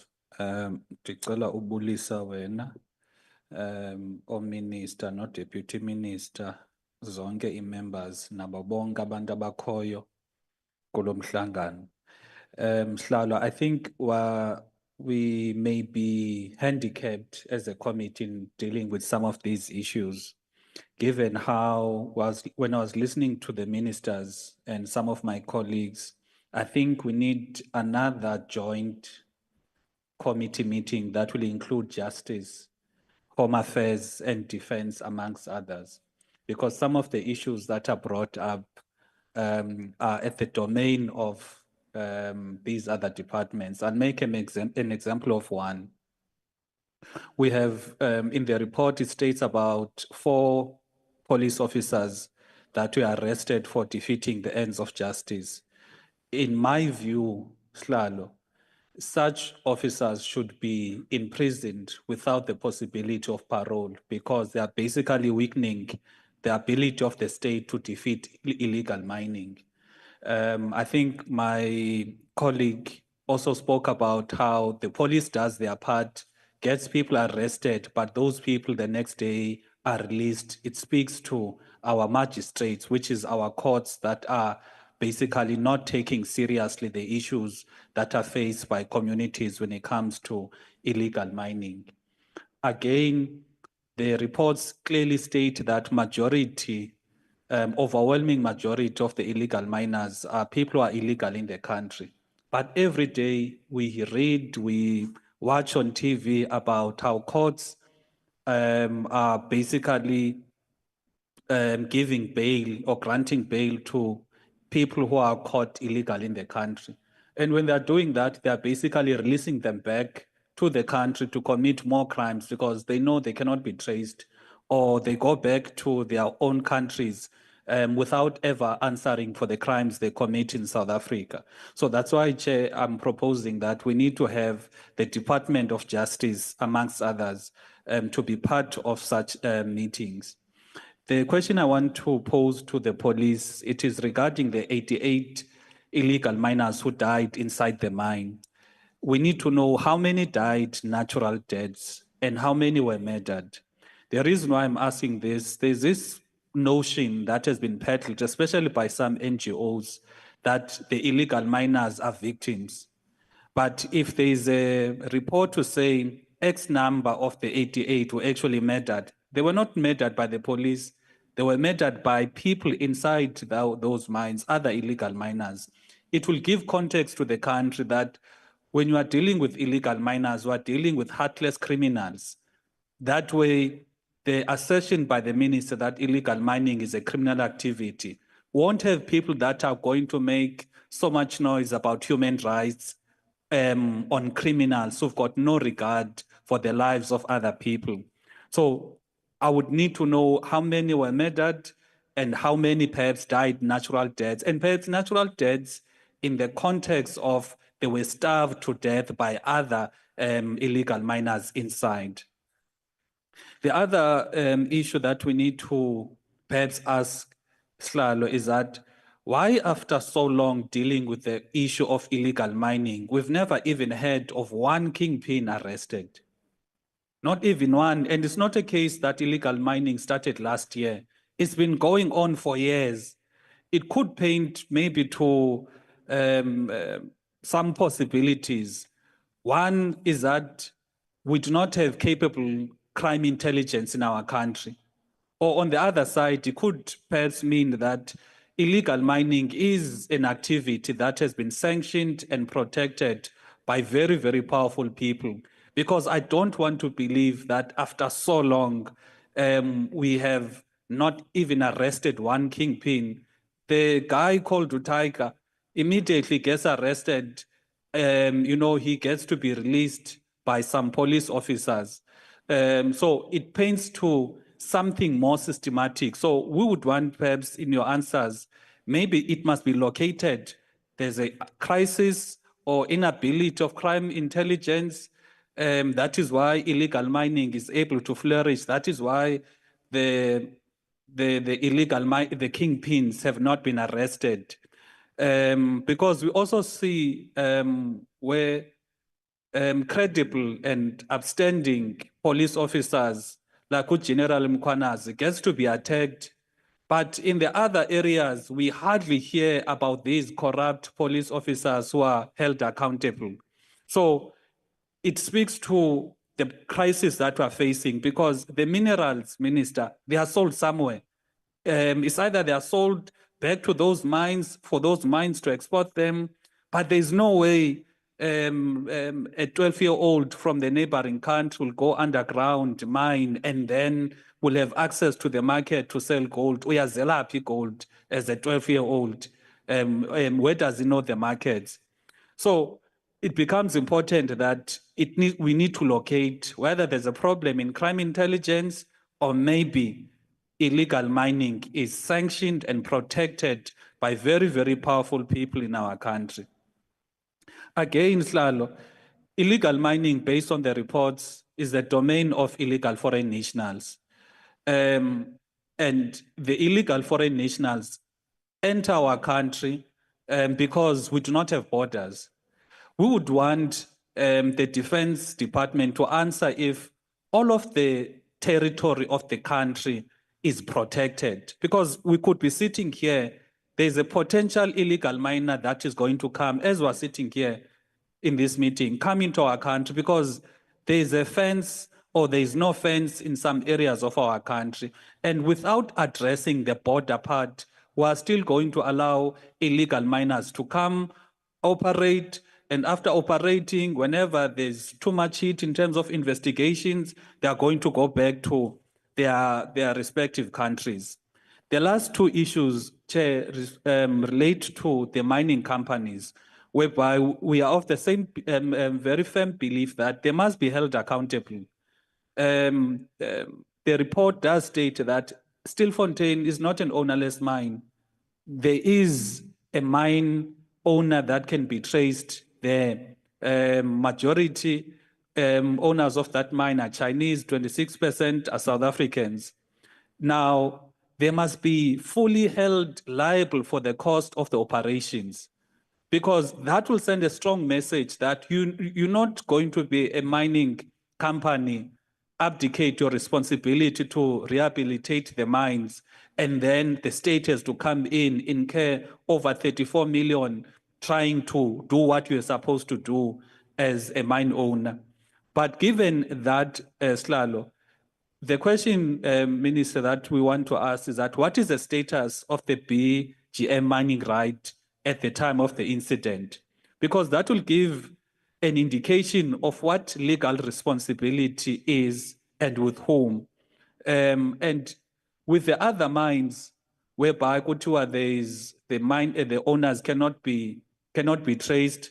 Fortunately, there is an act now, the Expropriation Act. They must be expropriated without compensation, not have a case whereby you are going to leave them there and, we're just going to have a reactive programs whereby you are going to chase after criminals. We must be proactive, expropriate those mines to avoid cases such as Stilfontein. Lastly, Chair, that mine was said that it has gold reserve, I think it was 2013, whereby 5 million ounces were proven and 11 million ounces were measured reserves. Can the department indicate the current reserves so that we are able to quantify the impact of illegal mining in terms of monetary terms and commodity terms? And since, Minister, that mine has proven reserves, what then becomes the plan? Because it will continue being a target for illegal mining. Thank you. Thank you. Honorable Sleper. Thank you very much, Chair. I think my colleague here did touch most of the things that I wanted to add, but nevertheless, I'll be adding 5 minutes from my comrade Tabele and 5 minutes from my no, Chair, it was on a lighter note. But Chair, quick one. I'm checking under the success report from the police presentation. I want to check something that with the confiscated equipment, the report that we are getting, according to me, is not as detailed as it's supposed to be. The reason I'm saying that, I've witnessed some of the confiscation of the equipment whereby on certain illegal areas, they're taking machines and then only to find the machines that belongs to Kobos. Kobos, he managed to get his equipment back. But if Mr. Sbanyon is owning the equipment, has been kept in the particular storage. And then that one, I want to check with the police, what is the criteria of the area that has been declared illegally? Some equipment that has been confiscated in that area have been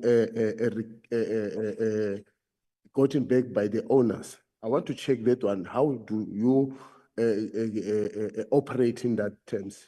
Two, with the number of police, 944 officers that have been dispatched at Stilfontein, is it the police not having sufficient capacity of being there? Because the number was kept on adding up. What was the real action was happening that threatening the police so much that ended up increasing the number? can the report be detailed and so that we can get what was really happening there? Checking in the budget of 1.7 billion in Operation Volume Code, where did that budget came from? Because as my other colleague Ntlangweni did mention that the pace of rehabilitation of the asbestos, it's at a slow pace, snail pace, that rehabilitation of the asbestos mine per annum. And then where did this 1.7 billion came from? The Department of Minerals, we want to check. And then now, with this 1.7 billion, how much did you use so far? Can we get the understanding, where did you use it? What happened? Because it shows clearly where did you utilize the 1.7 billion from 2023 when you commenced this Operation Volume Code till now. By May, I think your contract of Volume Code is expiring. And then I don't know, does a minister perhaps have any budget for the Operation Volume Code in the next term after May? Because May, the Operation Volume Code, and then we want to know the areas where you have Volume Code managed to success. Can you indicate the areas exactly? Because where I'm seated, there's operations that are going on. But the budget of 1.7 billion is out. It's been utilized. We want to know how much is the balance out of that 1.7 billion. And then we happen to have to go for a oversight in the eastern areas.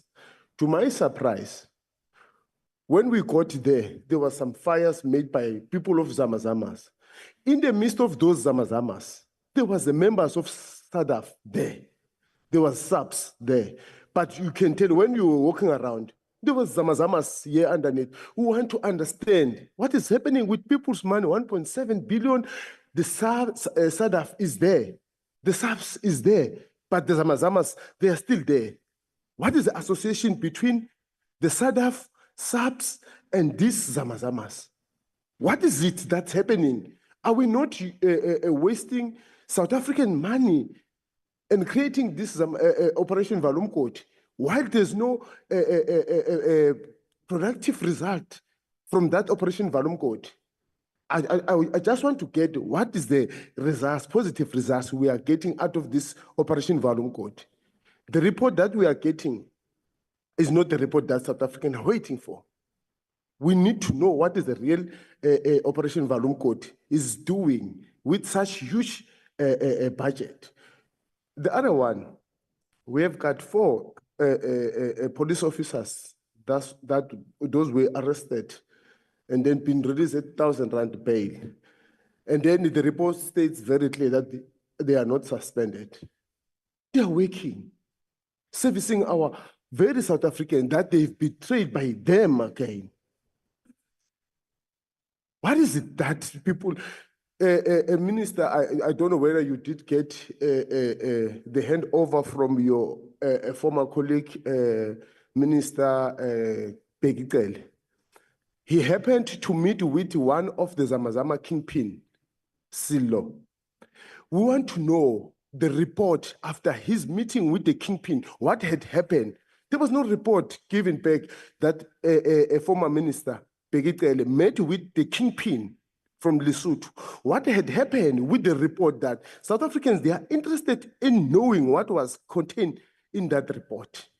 Because we can't be here and box ticking, but there's a huge element of people that they're getting money from these Zamazamas. The reason the Zamazamas is happening, it won't stop, is because there's the political figures, people at the high stage that they are taking money from these people. That is clear. We must know who are those people who are benefiting from these Zamazamas. Because you may tell, they are utilizing the mercury. Where do they get those kind of substance? That's a very dangerous substance, mercury, in cleaning their gold. Where do they get all these sponsors? Where do they get the market? I think we must utilize this thing. We shouldn't mop the floor. We need to get to the point that we are closing the tap. Because now the challenge that we are having, Someone is controlling the tap. Now, with the operation of Valumkoti, we are only cleaning the floor. Why the investigation doesn't go deeper to the buyers of this gold? The investigation, it should go to those people who are arrested and investigate, who are you selling this to?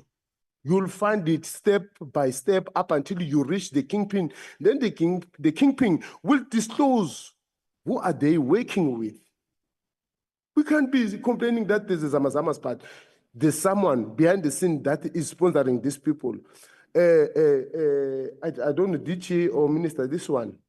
I'm checking with the MPRDA is under review. I'm checking how effective is this act because it's under review. It won't catch up with the department somehow because constitutionally, if the act is under review, it might also be declared as null and void in some other instances. Can you clarify on that one? Because the review, it's been taking so long. I don't know, maybe perhaps if we can get the clarity also on that one, what is happening actually, because it's been ongoing. Then, as I'm wrapping up, Chair,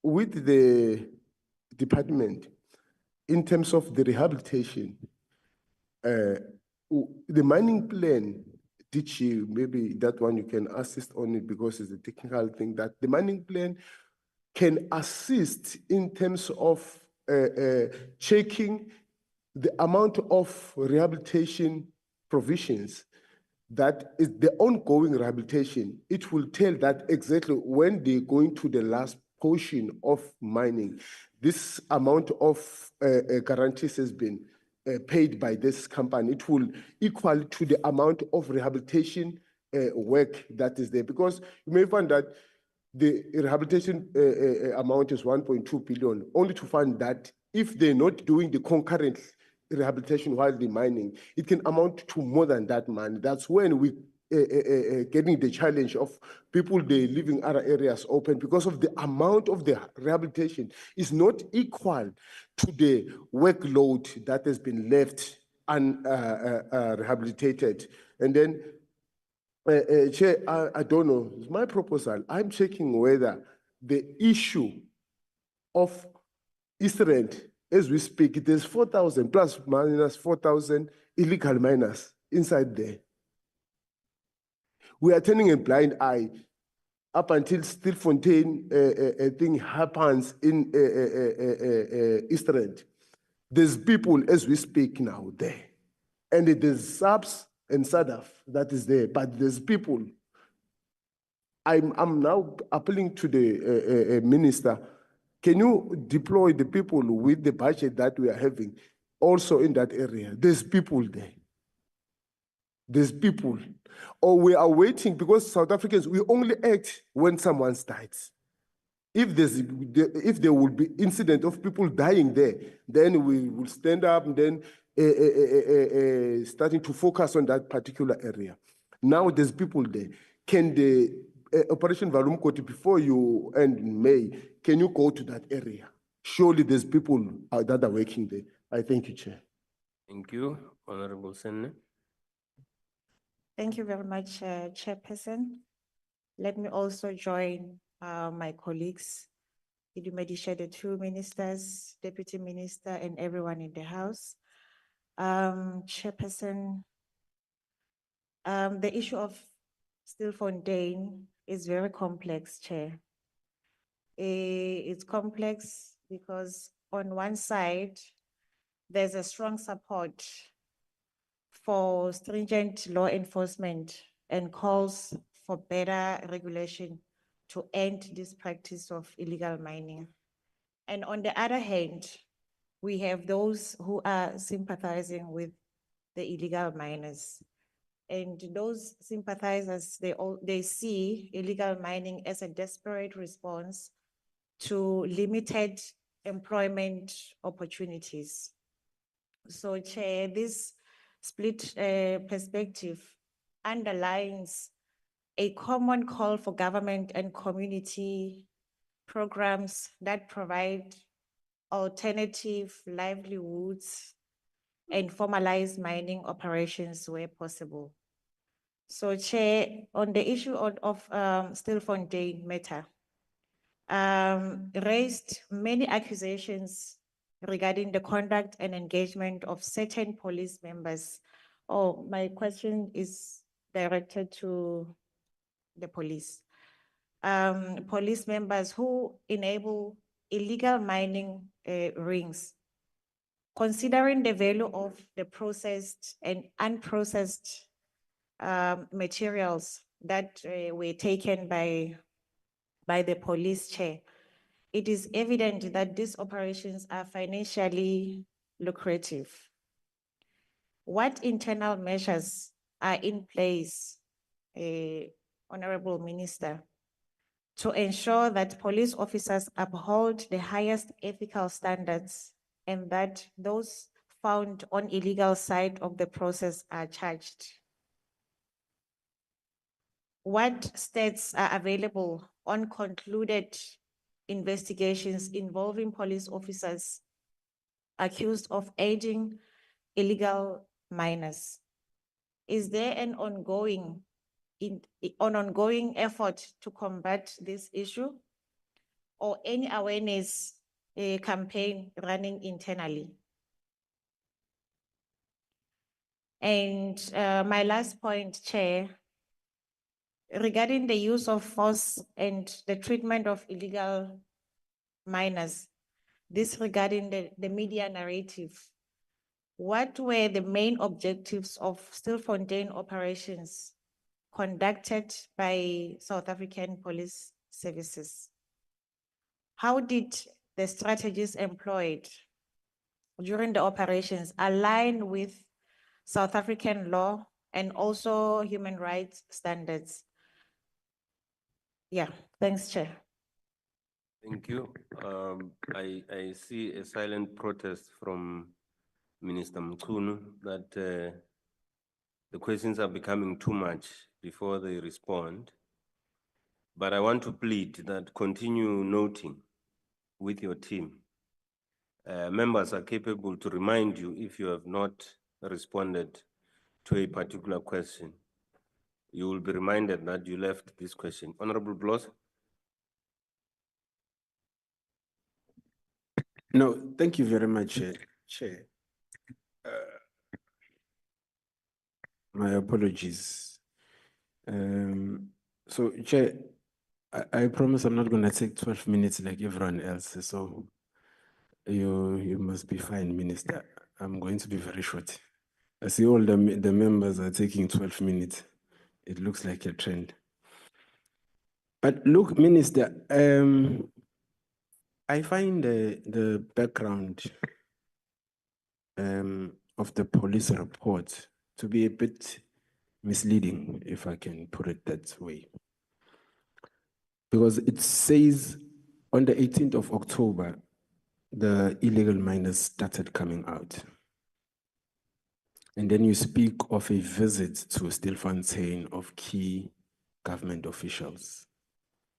And then you want to credit the rescue mission of the 12th to 18 January to that visit. But you don't give us a date in terms of when was this visit of the key government officials so that we can mirror this thing together. Because I've got an understanding that you didn't do the rescue mission out of your own accord or liking as government officials, but you were compelled by court.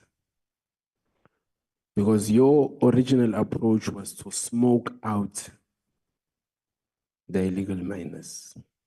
And this is on record as well with the Premier of the Northwest. So Operation Valumgodi in its foundation, and especially at Stilfontein, was to smoke out the illegal miners. That's why you would deprive them of food.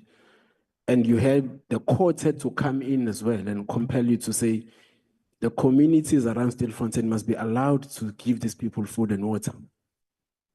You refused.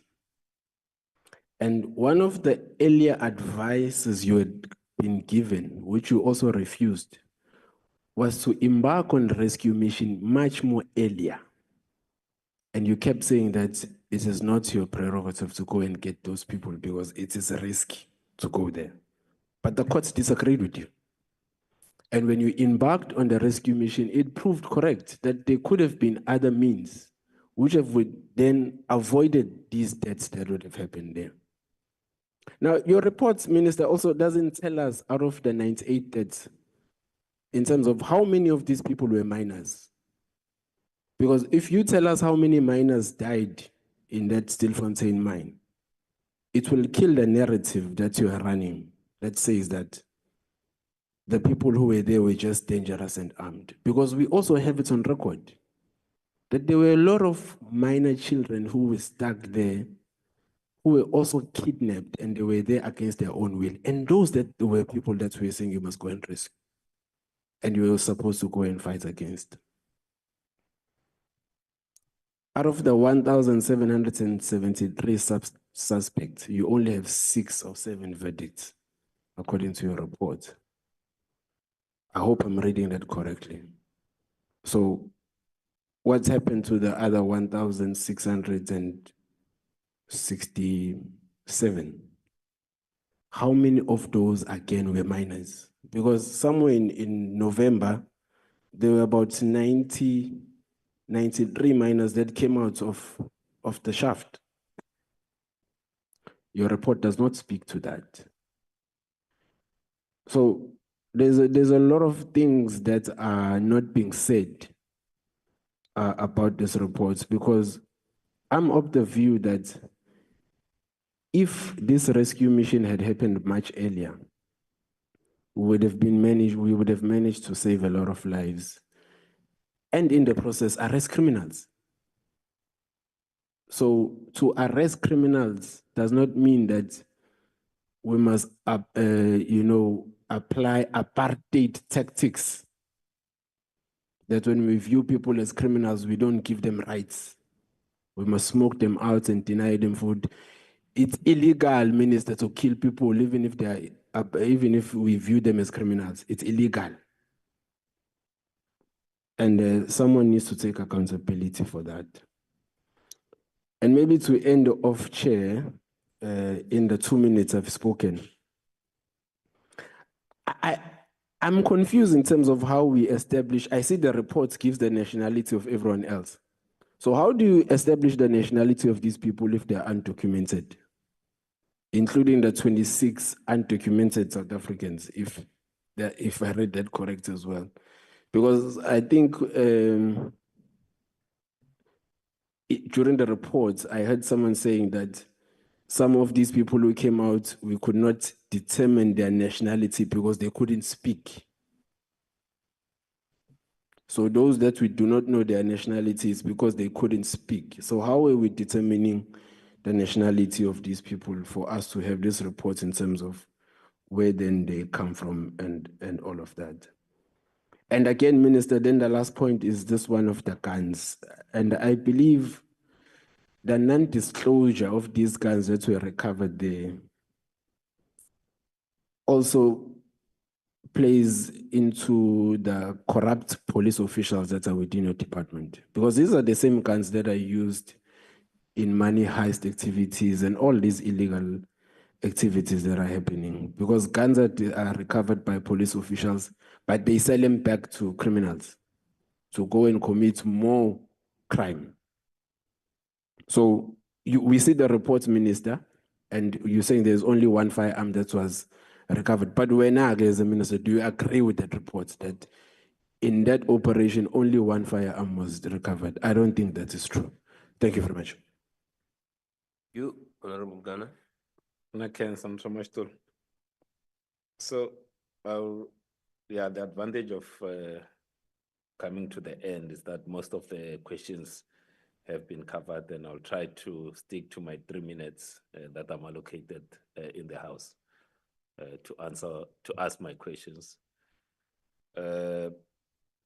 One relates to the agreeing that this needed justice. I think it also needed health because they got involved in the operation. to understand. So the report from the police indicates in terms of the DNA to identify those that died. But it's very silent in terms of whether those that haven't been claimed. So you would have people who died that you can't. There's no one that has come to claim their bodies. How many of them are still in government mortuaries? The second one, Chair. So during these operations, we do recover some gold and so forth. What happens to that gold? So when we confiscate alcohol, we see the alcohol being destroyed. When drugs are confiscated, we see drugs being destroyed. What happens to the minerals that are being confiscated? And the minerals that have been confiscated in Stilfontein, where are they now? Because it's part of what feeds into the problem. The third issue that I want to raise, Chair. So I used to stay in Rivali. The first gold mine in South Africa was in Rivali.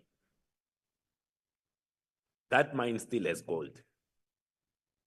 It's 200 meters from Langlaagte police station. 200 meters. The hole that the illegal Zamazamas from Zamimpilo use to enter that first gold mine in South Africa is 200 meters from Langlaagte police station. The police that are stationed there, they can see them. Everyone can see them. If I could see them, it means they could see them, but they are doing nothing. So majority of these mines, they are not because of how the economy or even the deployment of resources were done, they are not very far from police stations. But the policemen and women who are stationed there, they seems to be washing their hands off this practice. And I give case in point, which is the Minister Mantashe will know it, the first mine that was a gold mine in the country. So post-operation Volume Gold, how are we resourcing the local police stations to continue working on this? Because it cannot be said that no, there's no budget, therefore we are washing our hands off this practice. And the last point, Chair, is to understand, because even during the entire Stilfontein, Minister Mantashe was washing his hands. He said it's a crime scene. Stilfontein is a crime scene. So you don't, to paraphrase him, he will say when bank robbers or criminals rob the bank, you don't call the Minister of Finance to come and account. Therefore, when there's illegal mining, don't call me because you don't call the Minister of Finance when there's a bank robbery. I'm paraphrasing you, but you know you said that. Is to say, what then triggers the police to go and close or to go and do the Volume Gold? Who is the triggering department? Do you wake up General Masumula to say there's some Godi somewhere in Velcom, therefore I deploy, or you get to be told by Minister Mantashe that says, no, we've got a troublesome Godi there. Please go and close it. Your operation must go there. Because in the whole Stilfontein, for a long time, until January, Minister Mantashe was saying, no, that's a crime scene. You know, it's like bank robbery. I cannot go there. But then the mines are in your department, and there seem to be this passing of the buck between the department. That's why you were correct, Minister Mtun, to say that you shouldn't have gone first to report. It should have been the minerals, because it's their is their space. You come in after something has happened. So just to get that sequencing right, I think it will assist greatly. And please, let's not wait until there are people that have died. Communication around these operations needs to be ongoing from both yourself, Minister Mkunu, and yourself, Minister Mantashe. We cannot wait until there's been another shootout, then there are cameras, people want to appear before cameras. Let's work even when there are no cameras, because this thing of moving from crisis to crisis is not helping our country. Thank you very much, Chairperson. Thank you. If it was in the House and you are allocated 3, I would have stopped you 4 minutes ago. Honorable Mkwena. Thank you very much, Chair. Greetings to everyone and all protocol observed.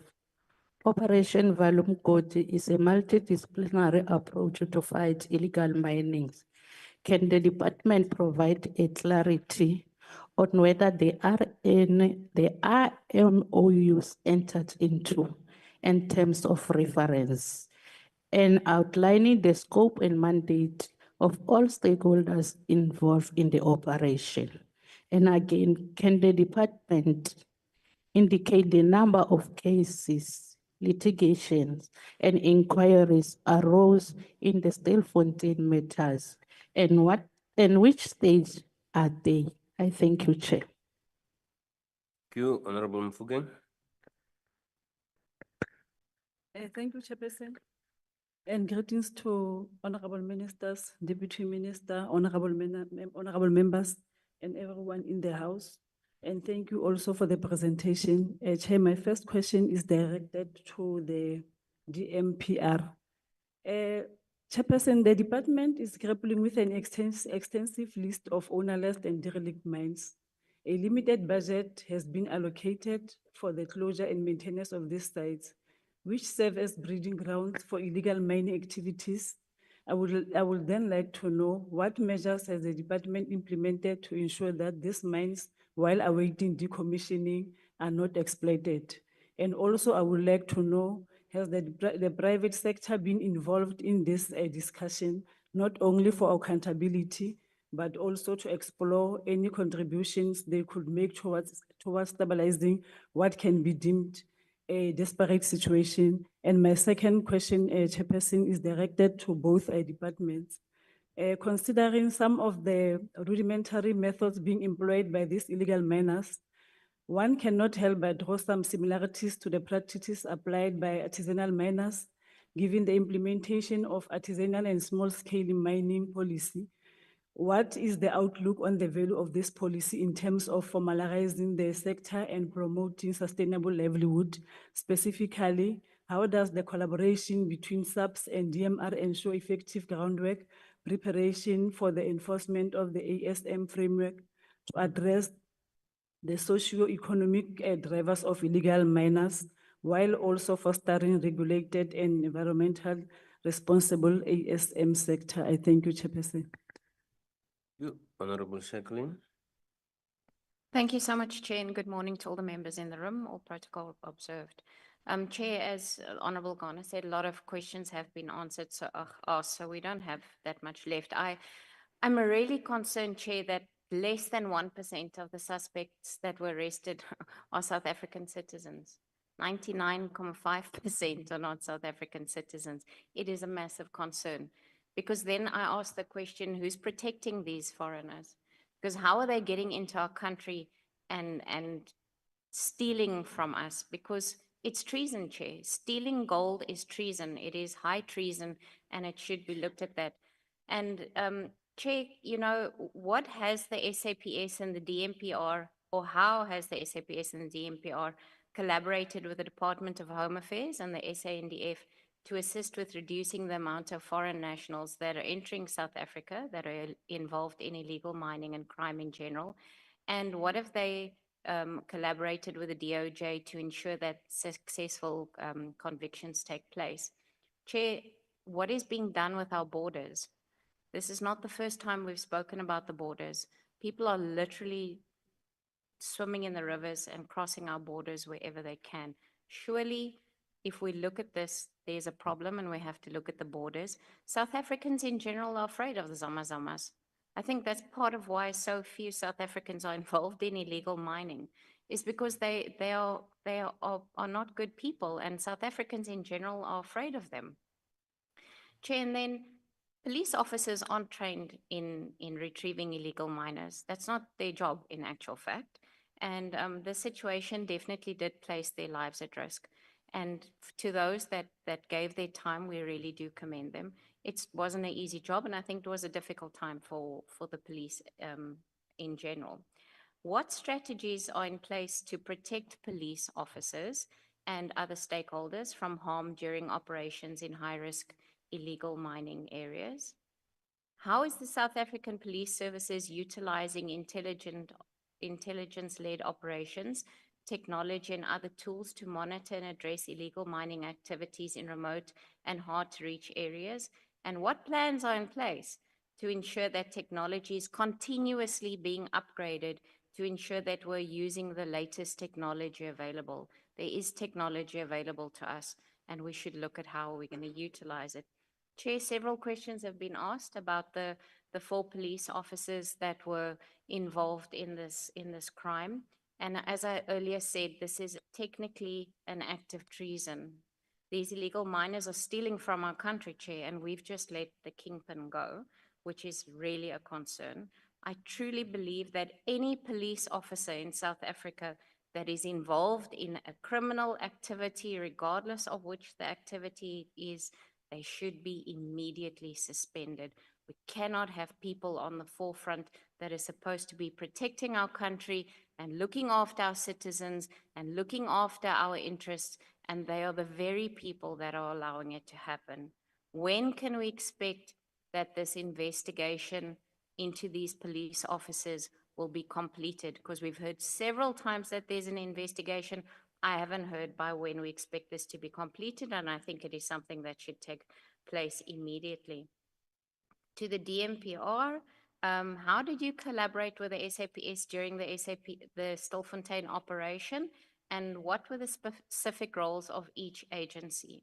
We've heard a few times that since the 1st of March 2025, the mining company is now busy with rehabilitation. If this crisis hadn't occurred, Minister, would they have been so willing to assist? Would we have known who they are? How would we have found out that there's a problem?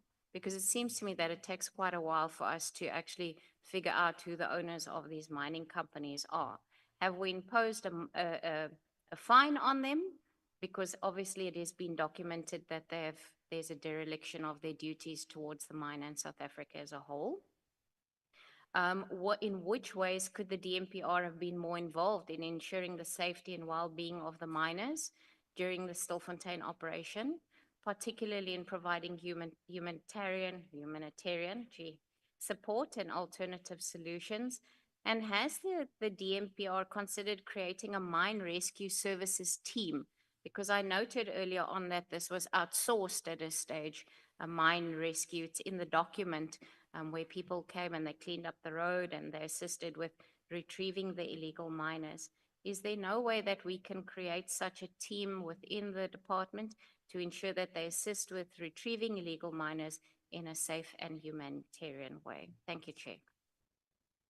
Thank you, Honorable Plakis, and then Honorable Hassan. Thank you, Chair. All protocol observed. I'm only having 2 questions left. The others have been covered. On the issue to the police, on the issue of the caravan, you have spent the 3 million on the caravan. Was it only spent on the operation in Stilfontein, or is it the broader spend on operations dealing with mining, or was it only on that aspect, on that case? And then the police intelligence have been broadly covered, because like, this is not an isolated case. Illegal mining is a country spread issue. What is the involvement of police intelligence in the curbing of this illegal mining? Then to DMR, on the issue of the involvement of communities, Minister. As we can see that these mines are still having a lot of gold to mine, what is the plan of making sure that we maybe can involve our communities in legally mining the remaining gold and material that are there? So that is my only two questions. And on the border collaboration, Minister Tunu, I would have liked to know what is the plan linked to all of this department, Home Affairs, SANDAF. You have said there's a collaboration, there must be a collaboration discussion. What is the plan? Are you going to discuss and leave it there? Who's going to lead it? Is it going to be led by SANDAF? Is it going to be led by you as the police? Or is it going to be led by Home Affairs? Because this border control is lying in different departments. It's not lying in one department. So it is time that we start to discuss and centralize it. So we find a place that we place it, because all of the border control is actually in different, and it make it more difficult to control. So just on that, I will close there, Chair. Thank you very much, Chair. Partially covered, but I think there's a few points that must be made. The first, Chair, is that we need to understand, and I think some members spoke to it, what necessitated the need for Operation Valamgodi. Not less than a year ago, we were campaigning to get these seats that we currently have. And one of the big issues that came out from communities across the country, Chair, and I know you'll agree, is exactly the fact that Zamazamas and illegal miners have been harassing our communities, have been creating situations which are, frankly, apart from being unsafe, completely untenable. If we look at some of the cases in my own home province in Gauteng on the West Strand, the gang rape of those girls who were shooting a music video in the far Krugersdorp area, also by illegal miners. If you look at a number of issues around the country, South African citizens cried out for help. And they said, please, please enforce law and order. So we also need to understand, Chair, and make a decision at some point. Are we going to enforce law and order in this country? Or are we going to allow a Mickey Mouse republic? Because when we do enforce law and order, then there is an attack. And that's an important context, Chair, to make sense of here. Because the reality is, until we start taking some important, difficult decisions, we're not going to bring crime under control, and we're not going to bring the current situation under control. So with that said, I think there are many important, in fact, successes of this operation. The fact that these Zamazamas started to surface, albeit under different circumstances, is a success. The fact that we were able to put a stop to some of those operations is a success. But of course, there comes a concern now in that this particular operation will conclude in May of this year, Minister. Right now, the shaft is guarded 24 hours a day. There's a number of different mines all over the country which are benefiting from this operation. But the reality here is that there needs to be a much larger scale sustainable intervention. This Buffelsfontein mine, and I know we keep referring to the incident as Stilfontein, but we must call a spade a spade. We must name the mine. It has created the situation because in the truth of the matter, this is to DMPR, had they been doing what they were meant to do in terms of proper rehabilitation and proper processes for mine closure, they wouldn't have necessitated a need for anyone to have to go in, let alone an Operation Valamgodi. And this is fundamentally where we need to start because nobody was properly securing that site. There was a root cause of the problem. And apart from the undertaking that's been made in, I think it's slide 25, around this particular company, which has majority shareholding outside of the country, and that's important, it comes from China.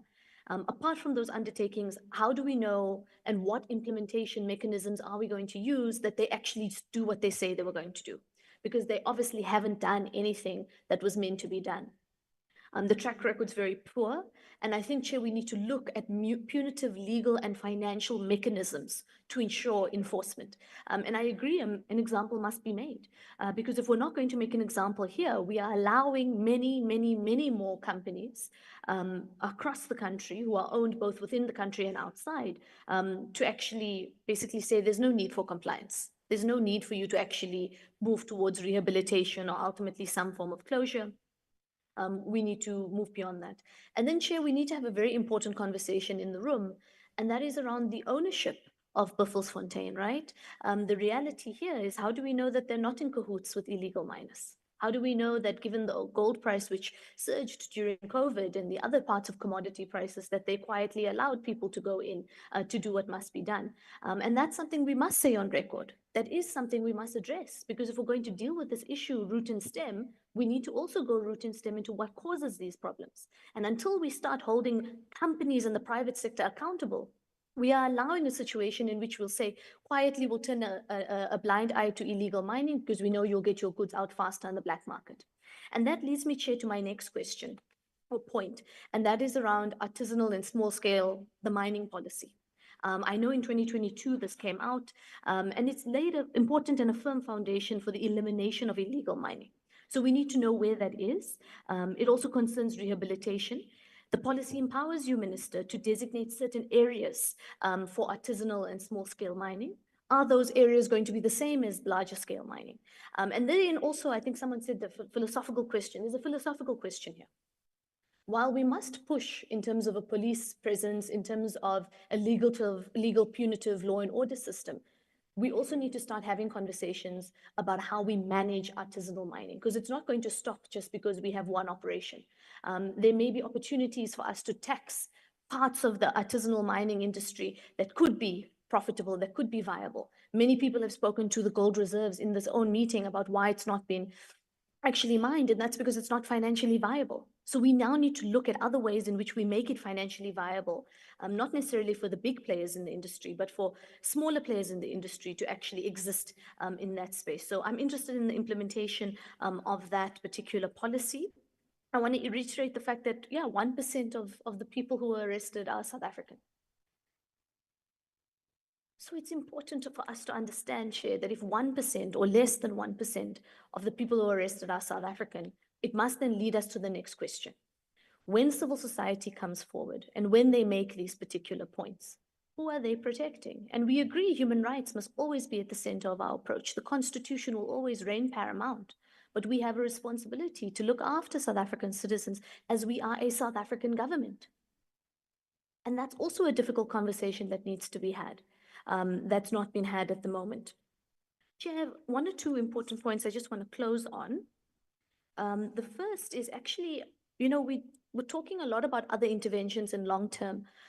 What about the National Coordination and Strategic Management Team that's been meant to be carrying out to counteract illegal mining? I know it's a body that's supposed to empower all of us in this context. Have they been involved at all in Operation Valam Godi? Is it something that we need to be looking at, because do they not have the type of, are they not equipped in terms of legislation, in terms of regulation, in terms of actual budget to actually assist in those processes, because we need those collective efforts. I spoke about the statutory stuff as well. And then, Chair, my last point is on the South African Human Rights Commission. So we acknowledge that the Commission has launched a national inquiry into what has taken place. And it's interesting because of how they've actually termed it. They're talking about a national inquiry into the policy framework around artisanal mining, which is why I asked that question. It's about the impact of our human rights and the tactics of Valam Godi. And I initially started the way I did because it is important to explain that there is support for this particular operation, but it is also important that when public money is used, that it is justified to the public why certain things have happened in the manner in which they have. And the reason why I cite this is I assume that this is an ongoing inquiry. Have any from both sides, DMPR as well as the police, has anyone started to be called for any type of hearing or statements? Do we know where the process is with the South African Human Rights Commission? Do we know the scope beyond what I've mentioned in terms of the investigation? And perhaps, Chair, going forward, this is an opportunity for us to, in the future, engage with them, because there is this balance that needs to be struck between law and order and human rights. And by no means is anyone advocating for the violation of human rights, but we must understand that in order to get the situation under control, it does require a multi-pronged intervention, but it also requires an intervention, Chair, that ensures that also our police officers are number one, equipped, trained, and are able to address the matter going forward. So I think, Chair, this should be the beginning of more meetings. They don't have to be now, but we do need to hold further discussions to ensure that the legal framework also supports the interventions put in place. Thank you. Thank you very much, honorable members. Those are the hands that I had pointed and recognized. Now, Honorable Nchabeling is making my life difficult. He is raising his hand now, and when I pointed all of these people, he was seated right there. And I can only assume that it's a hand that is triggered by what is being discussed here, and not an original thought. I will literally give you 3 minutes. Literally, I'll start with you to stop a person today. Thank you so much, Chair, and greetings, all protocol observed. I think this presentation, I've been following it throughout. It has presented as a huge opportunity from a South African point of view. You know, illegal mining is a crisis in South Africa. And to resolve it, I think we've got already the key heads who have done the presentation today, you know, from the police side of it, as well as from the ministry side in terms of the understanding of the critical of the problem. I think from the point of looking at the Zamazamas, we shouldn't be too fixated at the problem at the instance. We have a Zamazama instance problem right now. But I think we need to start looking beyond. You know, if you were to use an allegory of a problem, if you have ants in a house, what you do is you follow the ants to get to the sugar. That's where the origin of the ants, you know, traced itself to. So in this case, South Africa has a big opportunity in a sense that the Zamazamas are indicating to you what the opportunity lies that is unexploited by South Africa. And we need to take advantage of that opportunity. You know, the police should actually have their tactical intelligence and teams that can start informing the department of opportunities that are lying dormant within the mineral sector, especially on these mining communities. It is not just only the Stilfontein, there's many other communities throughout the country with, you know, abandoned mining that already most of them have a rehabilitation funding. So I just thought that is one of the contributions I just wanted to make is that let's follow the opportunity. 4,500 people trapped in a mine is 4,500 employed people.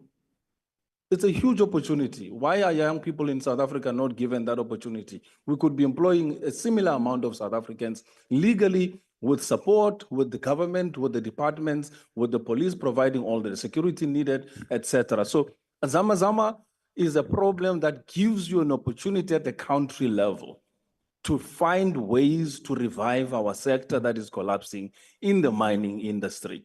The other side of it is the aspect of the Zamazama tribunal courts. Why are we wasting, you know, South African traditional court systems where we are not having a processing facility where we can have particular tribunals to fast track these processes to ensure that everything is actually done? Thank you very much. Thank you very much. 3 minutes, Chair. Yes. Thank you. Thanks. Honorable members, thanks for the questions.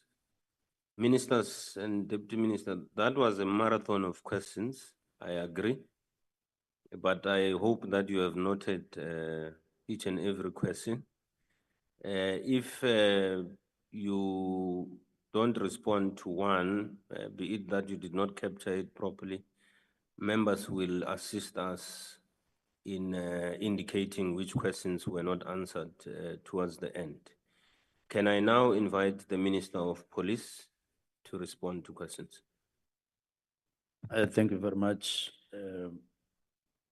Just to indicate that we will share our response. I will start with a few matters and will then allow the police led by National Commissioner to then come in, and then Deputy Minister will then pick up any gap and fill up emphasis where we think there needs to be emphasis. The first thing that I want to I want to go back to my original statement that says, let us agree on what we need to achieve.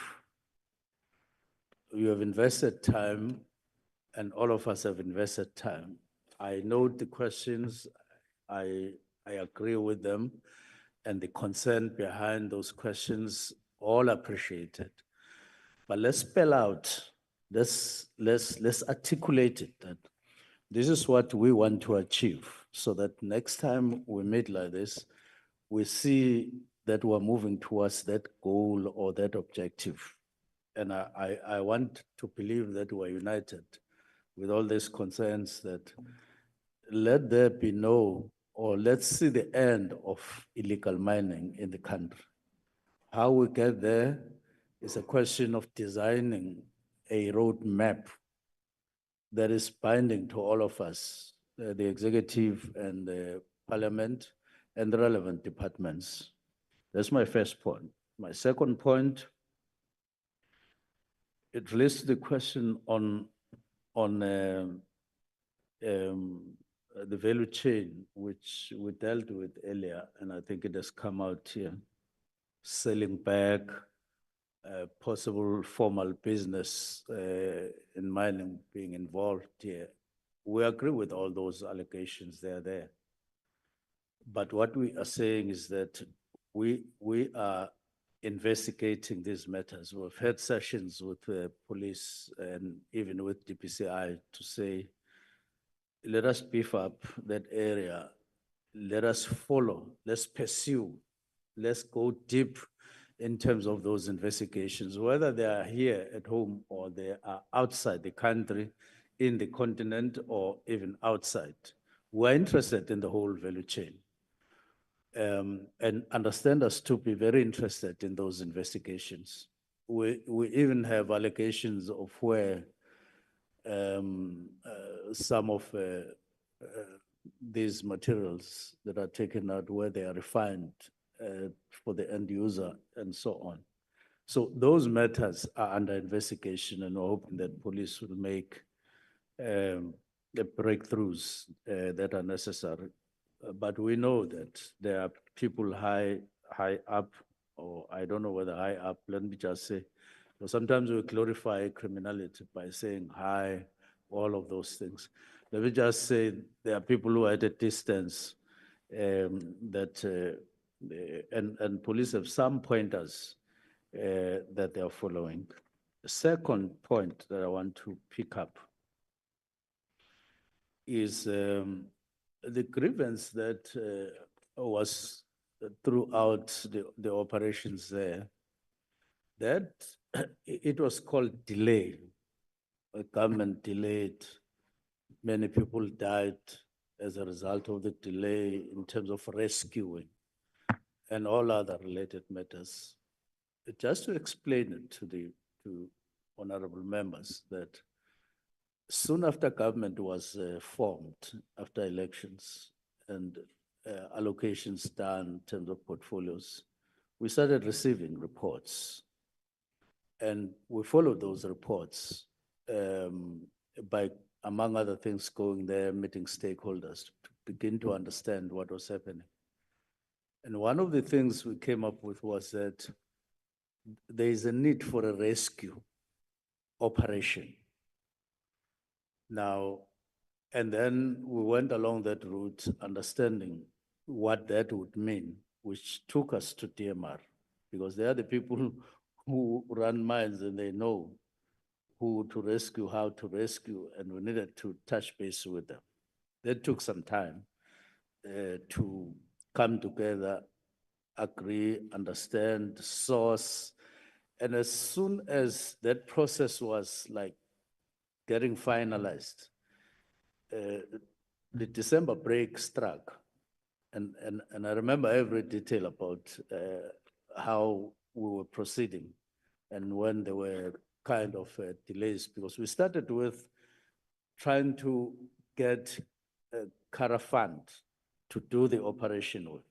And when that didn't succeed, or when it was almost at the end, in terms of negotiations and with justice and so on, which took some time. Department of Minerals, under the leadership of Minister Mantashe, decided that they should enter the frame, look or explore an alternative to what we were looking at that time.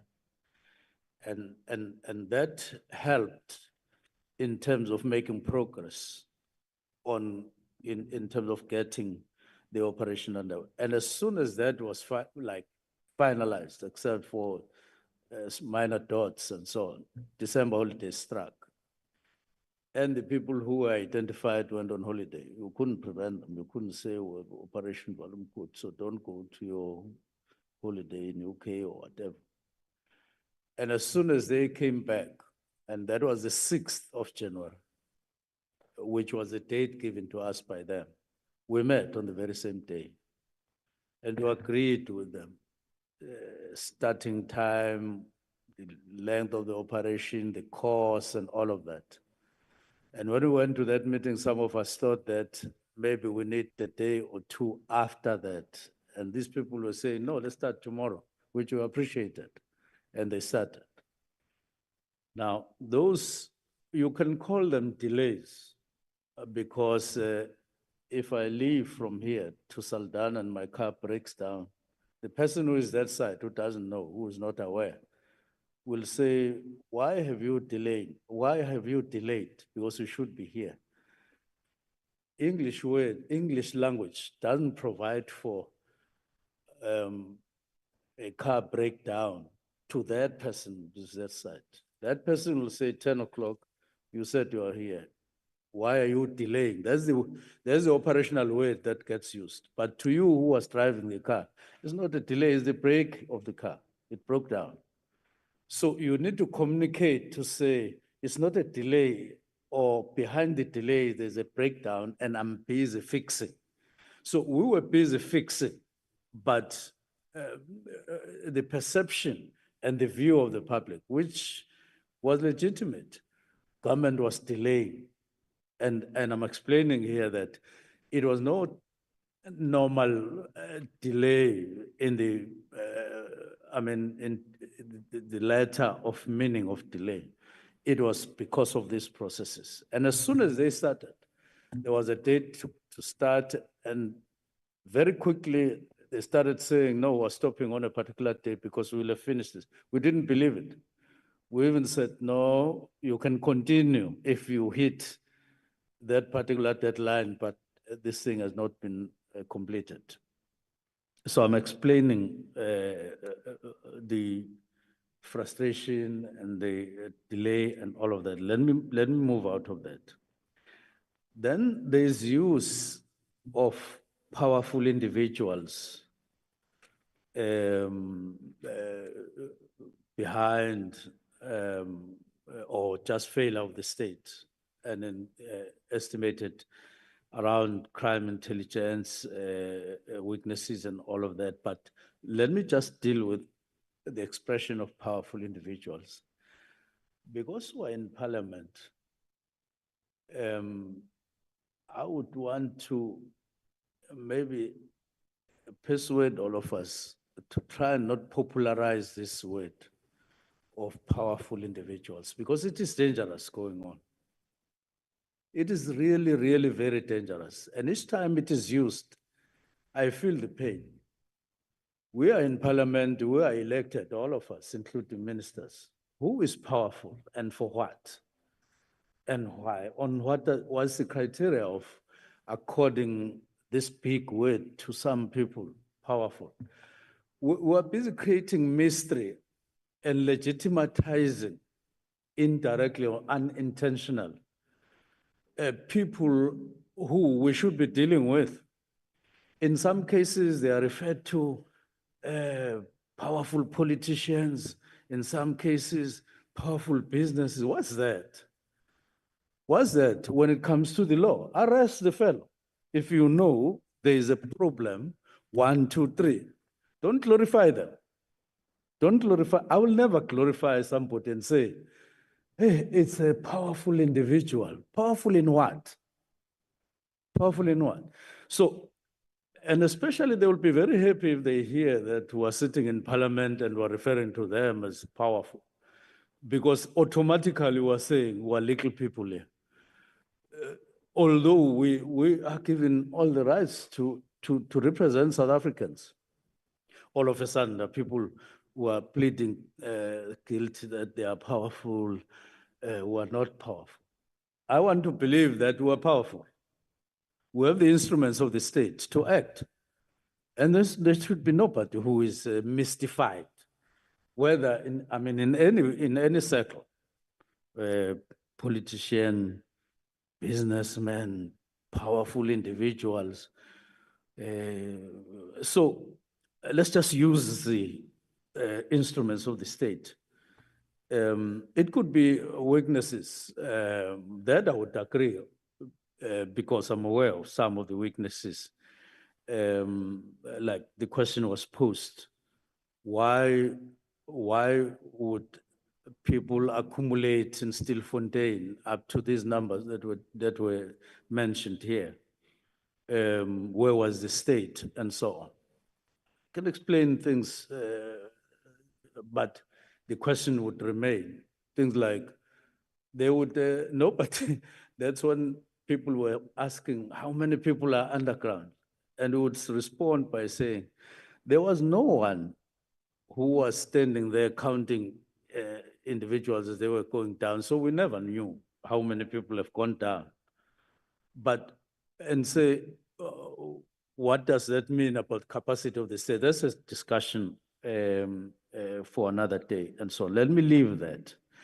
Then come to how we upholding high ethical, I'm sure, high ethical standards on police officers. I'm picking up on this, but I'm not going to take the whole question like, where are they, those who were involved in the escape, which actually is not the escape. It was a deliberate assistance to somebody to go, not even disappear, to go.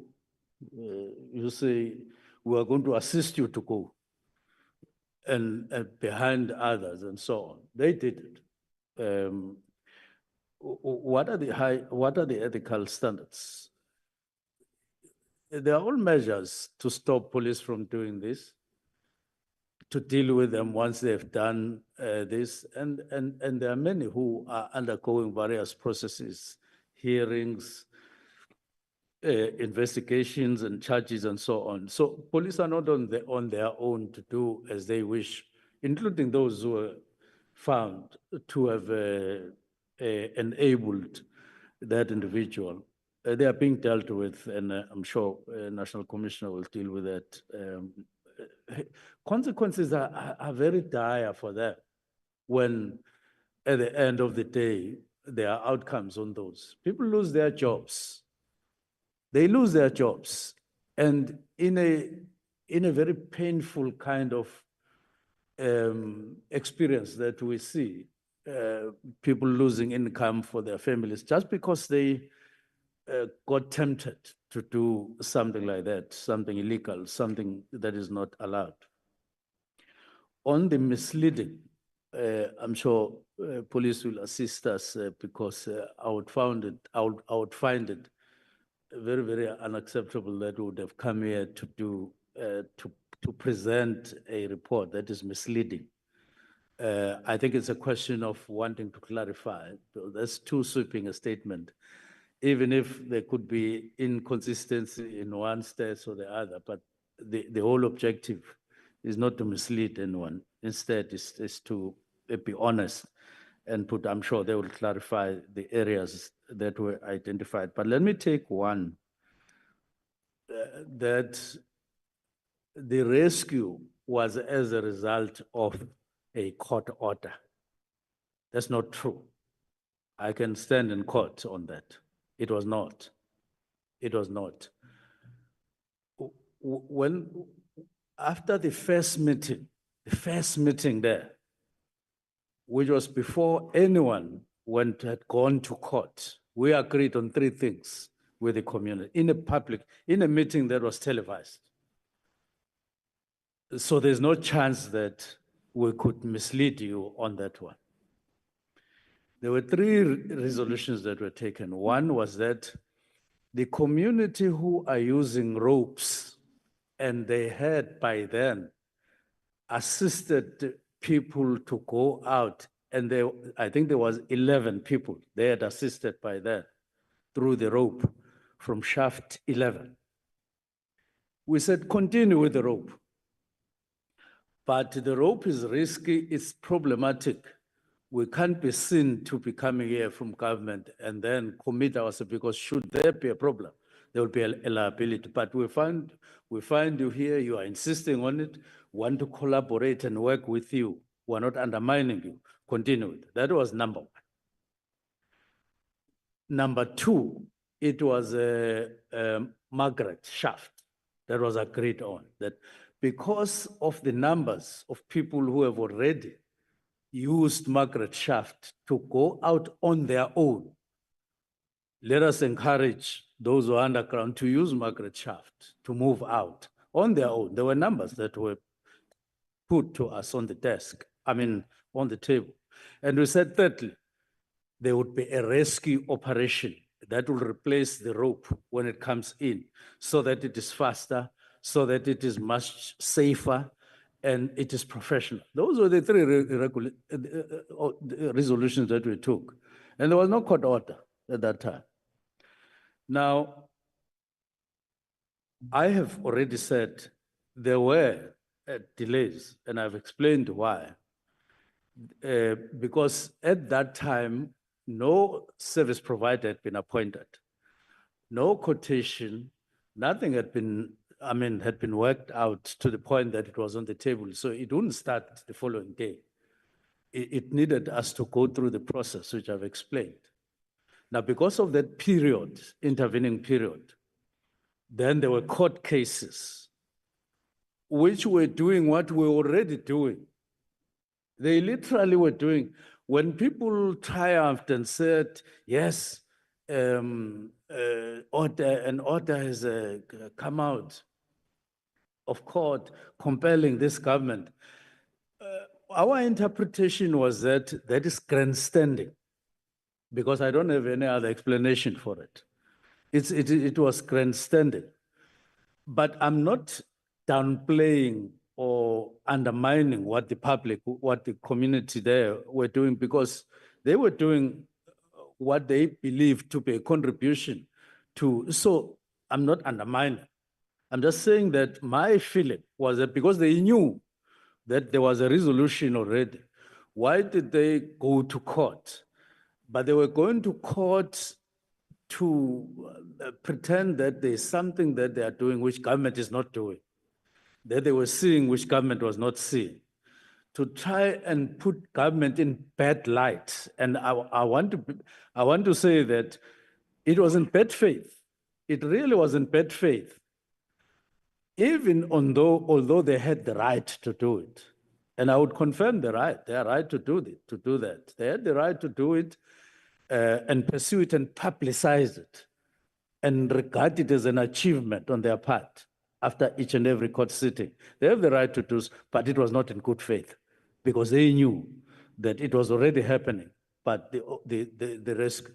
And so the rescue operation finally came, as I've explained, but not as a result of the court order. It was a deliberate decision by government, represented by us who were there.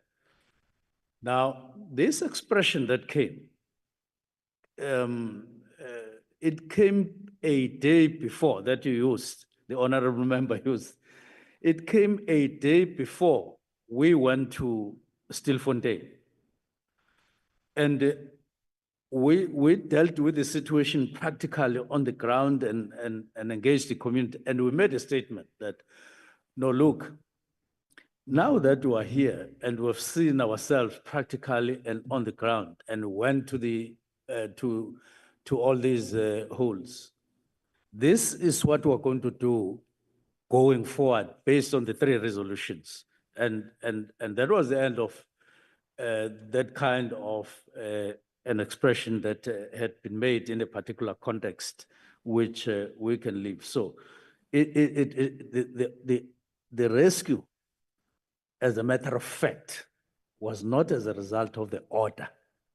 But if there was an order, it was over and above a decision that was already taken, over and above the processes that were already underway. Now, let me leave that. Let me go to the last matter, the border. Many questions that have come. What are we doing?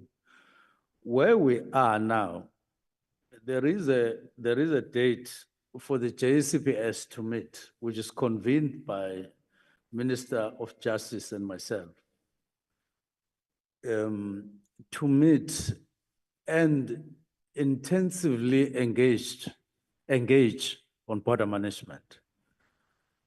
Documents have been processed to an extent, and the whole cluster will be there, including Home Affairs. Even though we won't get to the top of the issues because of processes that are still being done on the side of border management and Home Affairs, but we will be able to push that agenda, which all of us want, of dealing with what you are saying is not a leak, it's not leaking, it's a free passage, open, and so on.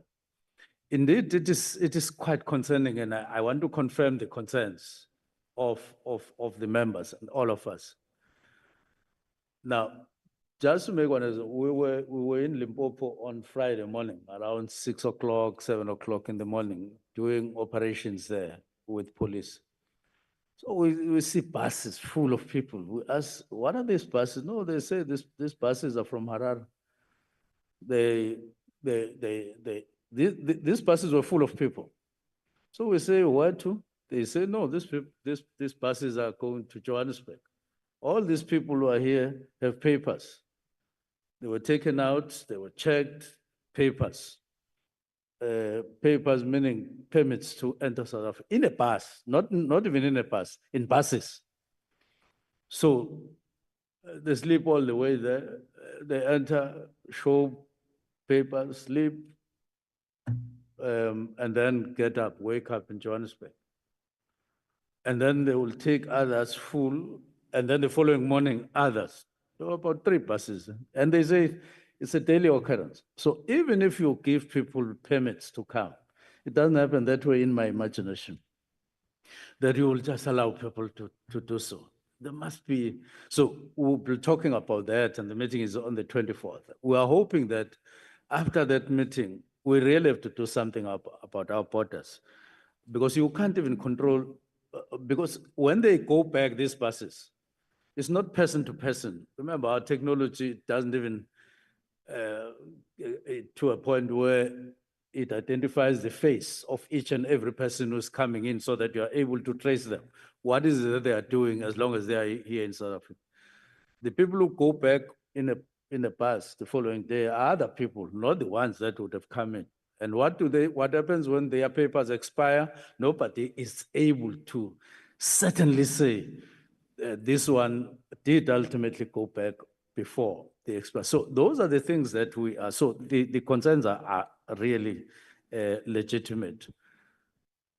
I would take advantage of the presence of my colleague and say, if it becomes easier or even possible, I would agree with those people who are raising the need for artisanal. I know the position of the department, we have shared it in the past, but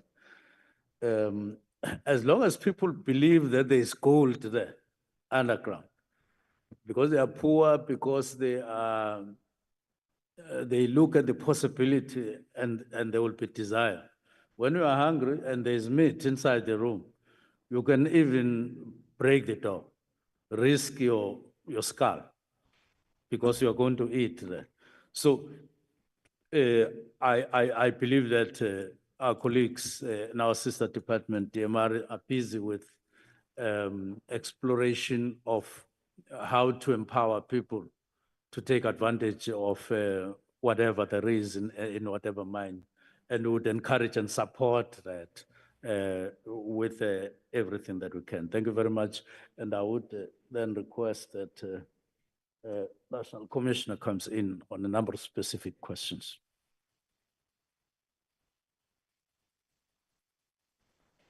Thank you very much, Court Chairpersons. On the question as to, are we not considering to start a unit on this illicit mining? The answer is correct. Yes, we are. Considering that the current operation ends in May, so we would have decided by then, myself and the ministry would have decided, because we see the problem doesn't look like it will go away. It looks like it's going to be here for quite some time. And also on the reason why we have why did we start the Operation Valumkoti? Of course, there's been complaints from communities, various communities that are staying around areas where they are mining.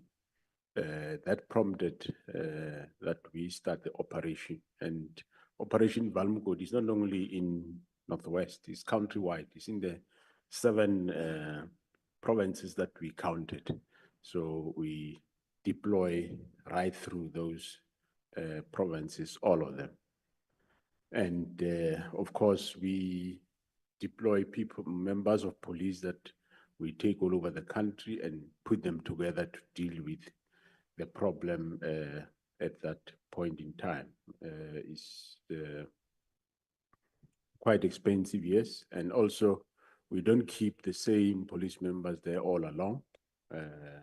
We now and then rotate them also to avoid that they get involved in the local affairs in that regard.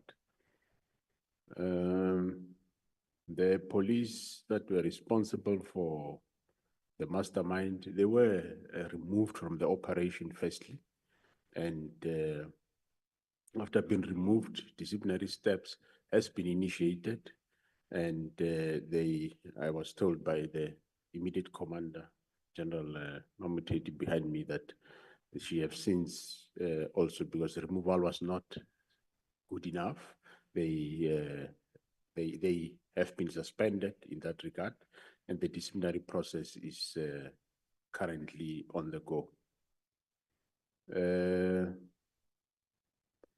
On the matter that did police go to shaft 10? Yeah, no police have ever entered, be it shaft 11 or shaft 10.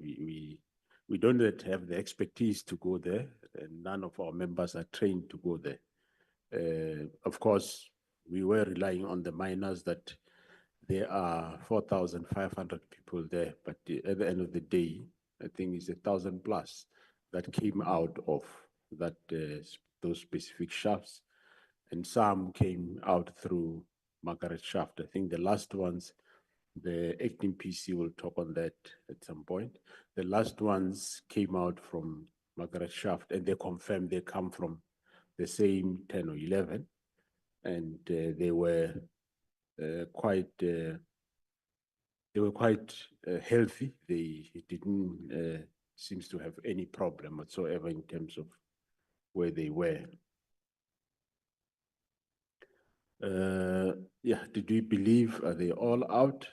That we rely on them, and we also rely on the mine rescue team that went down. So that's how far we can be able to take that. But also, just to say to honorable members that in as much as we are anticipating to open a unit that's going to deal with this thing of illicit mining countrywide, because it's a problem. But also, we should take note that I think when the DMRE, they were presenting, they said there is 6,100 derelict or ownerless mines. So it does not mean when we open a unit to deal with this illegal mining, we will be having police at each mine, all those 6,100. That's not the objective, Because at the end of the day, whoever opens a mine must be held accountable to, after they have mined, to make sure that they close whatever mine is there. Because if not, then some of the employees that worked there before, they will come and start illegal mining. So we cannot be able to have a unit that can be able to deploy at all these 6,100 ownerless mine, because even if you have to put one police official at each mine, it means you'll have to put 6,100, which is one shift. And if you take it by 4 shifts, it'll be over 24,000, which is almost the strength of almost what number of police we have in Gauteng. So we will have units that will work, will demarcate an area for the units, then they will work around those areas. But also those that are responsible for then the mining, you must make sure that the relevant companies do what is expected of them by not leaving those areas not accounted for.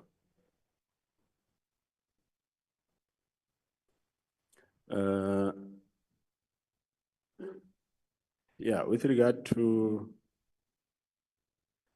what happens to the products that we confiscated, the mines, General Nkosi will talk on that as to what we do once the cases are finalized.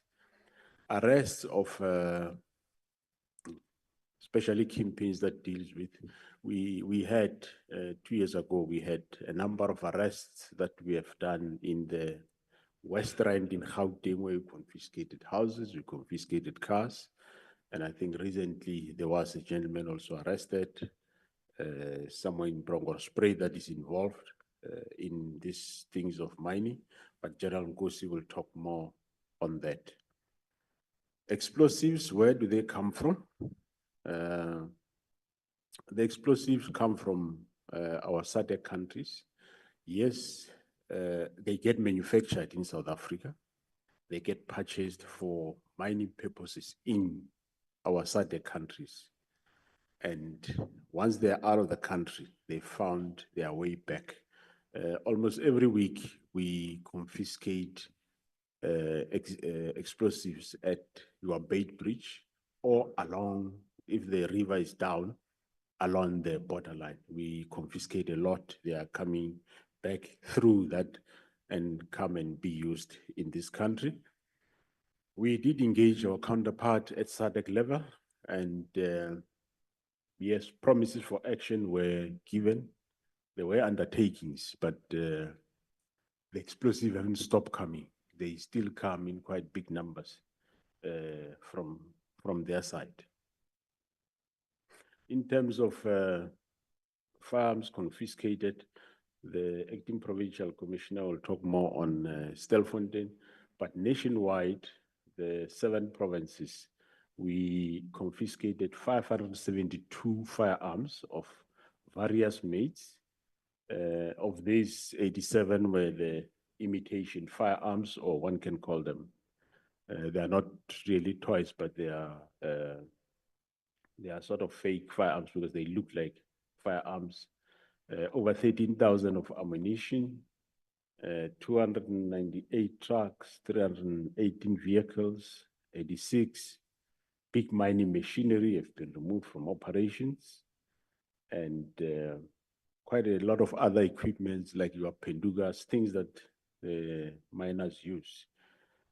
And with regard to the question of these machineries, there was a question that machineries are given back.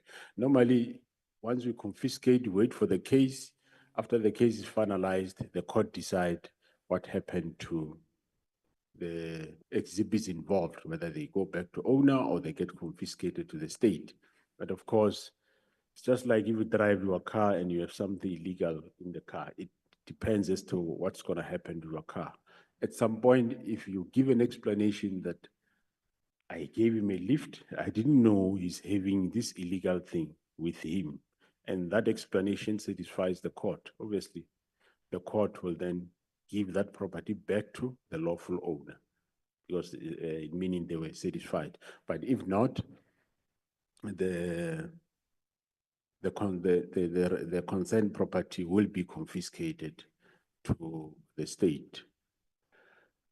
Collaboration with other departments, initially, I did explain that we have got what we call the nut joints, which is chaired by the SNDF and the SAPS, and all other departments are involved there, including the Department of DMRE, Home Affairs, and other departments. We do collaborate, we do work together, and of course, Department of Home Affairs, Border Management Agency, they have undertaken deportation of these people to their countries, but unfortunately, they just come back.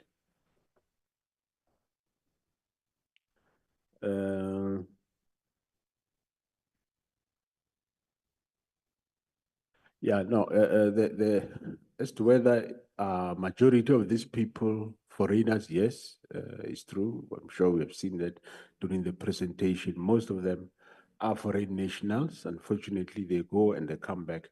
We also experienced the same at the Sabi old mine. There was a mine in Sabi where we have rescued over 100 people that were mining illegally there with the assistance of the local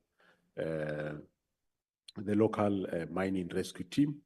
And most people didn't know that there was ever a mine that existed in that area before, but few of the people, some including former employees, knew that there was some gold mine that didn't go far deep, and hence we found these people there. The current budget that we spoke about, it's not for Stelfontein alone, it's for nationally for deployment, for accommodation, allowances, as well as purchasing of vehicles. And also, we did order, as I said, 4 helicopters, which they have not yet been delivered. It takes about 2 to 3 years to get that delivery. So they have been purchased also in that, the CARA funding. As I said, CARA funding is a criminal asset recovery fund.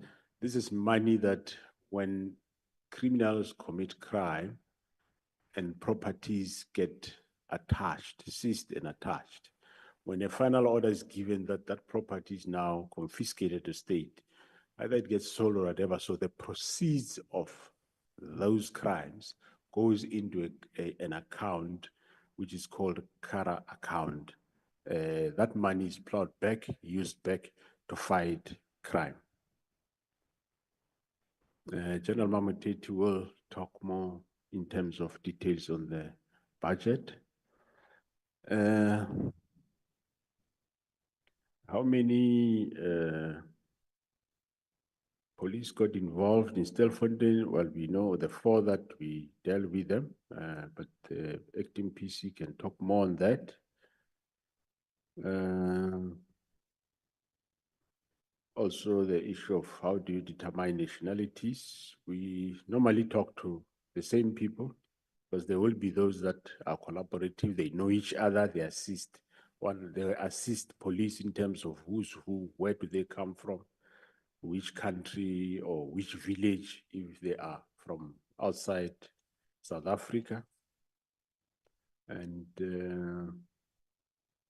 yeah, currently we don't have memorandum of understanding with each department, but we work as the national joints. All the departments are members of the joints, so we collaborate from there. We don't necessarily have a memorandum of understanding. Litigation, we haven't received any case at this moment in time.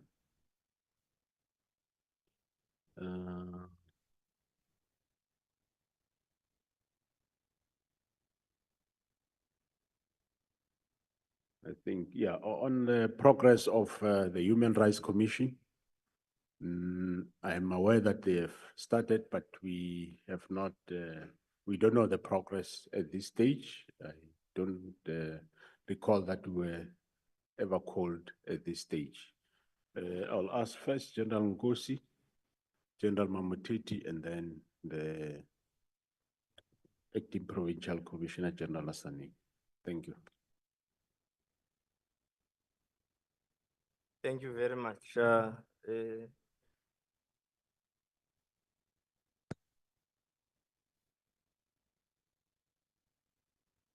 Thank you very much, chairpersons, and all protocol is observed.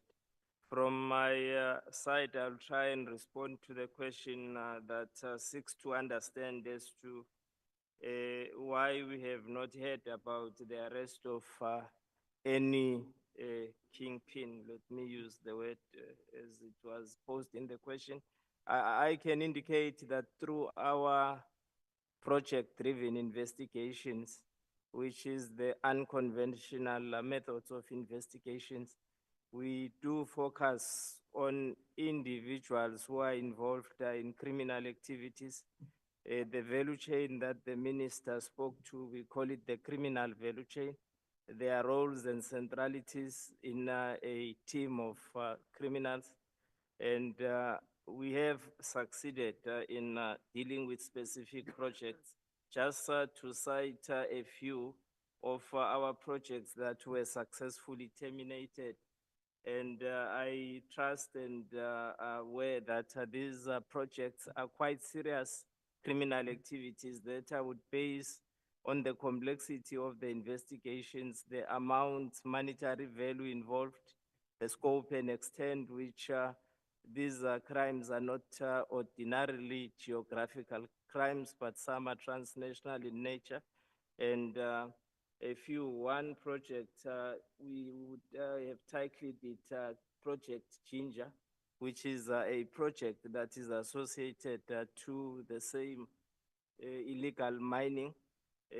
We have seized several documents, mercury, gold and equipment, and the estimated value of the items that we seized was amount to R1 billion. We also have Project Gillette as an example. 7 individuals were arrested during the takedown, and also 17 million. It is the amount associated to the criminal activity and the confiscated items. We also have Project June, 9 individuals arrested, total value 4.4 billion, which is the value of the criminal activities we are focusing on. Project in Tarantula, 12 individuals arrested. Also, cash and unwrought gold were seized to the value of 3 billion. And then to cater for the other part of the question, what happens then to the gold material and the items that have been seized? We have in the DPCI the asset forfeiture investigation section that works in collaboration with the asset forfeiture unit of the NPA. And we use the POCA, which is the Prevention of Organized Crime Act sections. That law legislative framework allows us then to deal with court orders that are obtained, and such proceeds of crime, they get forfeited to the state. And a great deal of what comes out of the proceeds of crime then gets paid into the CARA, the Criminal Asset Recovery Account. We have noted, yes, the input, and we will enhance our efforts to focus on the main criminal activities. Thank you, Chair.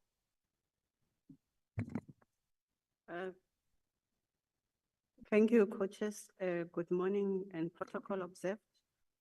On the issue of the CARA, as the National Commissioner has already indicated, that the cabinet approved 1.7 billion for the project for Valumgodi in 2023.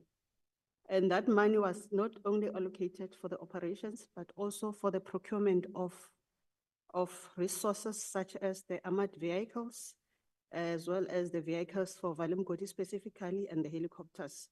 We have since spent a lot of money around that issues that I've indicated, of which 72 million was on the Nyalas, and which is armored vehicles, and the 72.5 million also on the vehicles that were bought for Valimkoti specifically. I must indicate that these Valimkoti's vehicles are actually bought from that fund, but in terms of the maintenance, they're coming from the baseline allocation of the division. So we are spending a lot of money in terms of the fuel of those vehicles and the maintenance thereof. And the helicopters, we have already paid 444 million, while still awaiting for the delivery. So up to date, we have spent 1.091 billion in relation to the budget that has been allocated. We have envisaged that we're going to be having a saving of about 6 million. So with that money, we have requested an extension from the Department of Justice and Constitutional Development that we should be able to extend the operation of Valimgodi up until the end of November this year. So we are still awaiting the approval, but it's positive that we might get the extension. Thank you very much.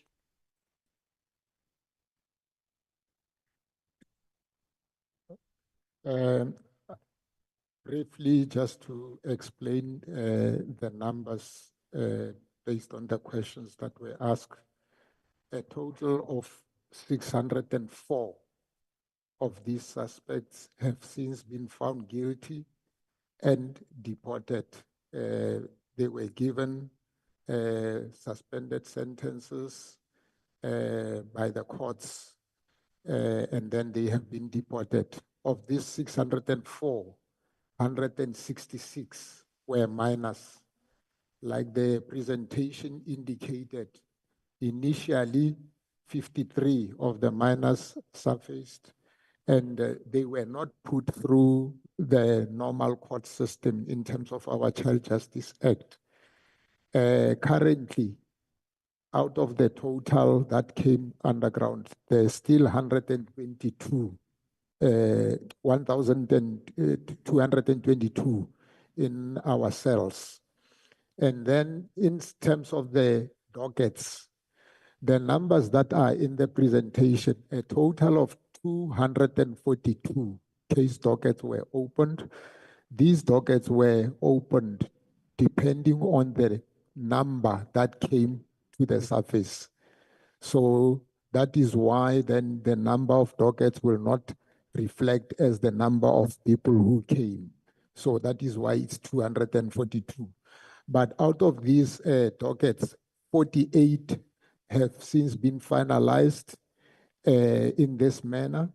35 were found guilty, and then 13 were found given suspended sentence, and then one docket was sent to the senior public prosecutor for decision because the roles of these people who came from underground were different. Others would be charged for being in charge of gold. Others would only be charged for illegal immigration and illegal mining. And then the question that was asked also is relating to the number of firearms. I just shared also with the DM and the minister. Yes, why we are reflecting that one firearm recovered, it was for the period when we started being active at the site.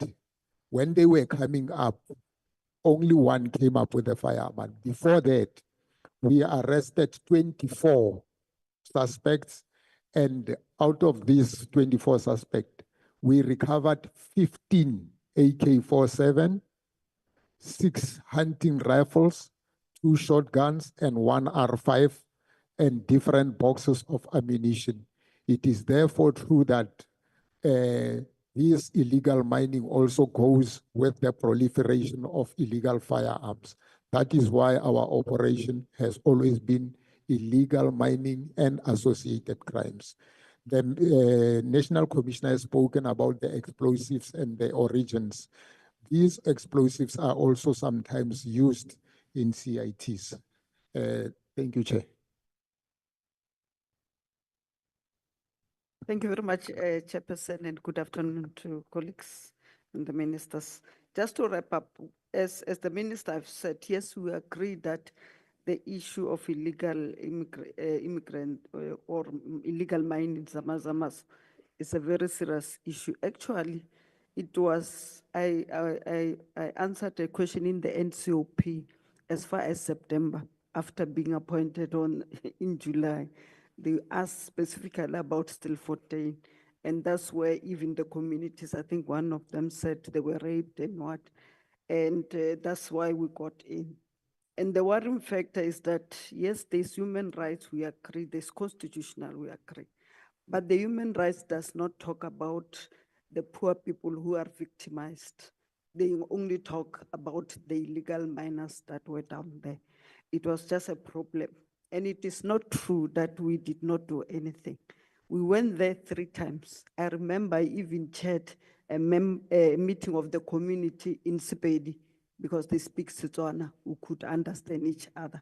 And the other time we went there, I even got an accident, because something happened on the road and we're following each other. A car just came and stopped, and there was it was just something. And I had to be admitted at Potchefstroom. But I still went there the following to do that. So to say that we did not do anything is just not correct. The border issue is a concern.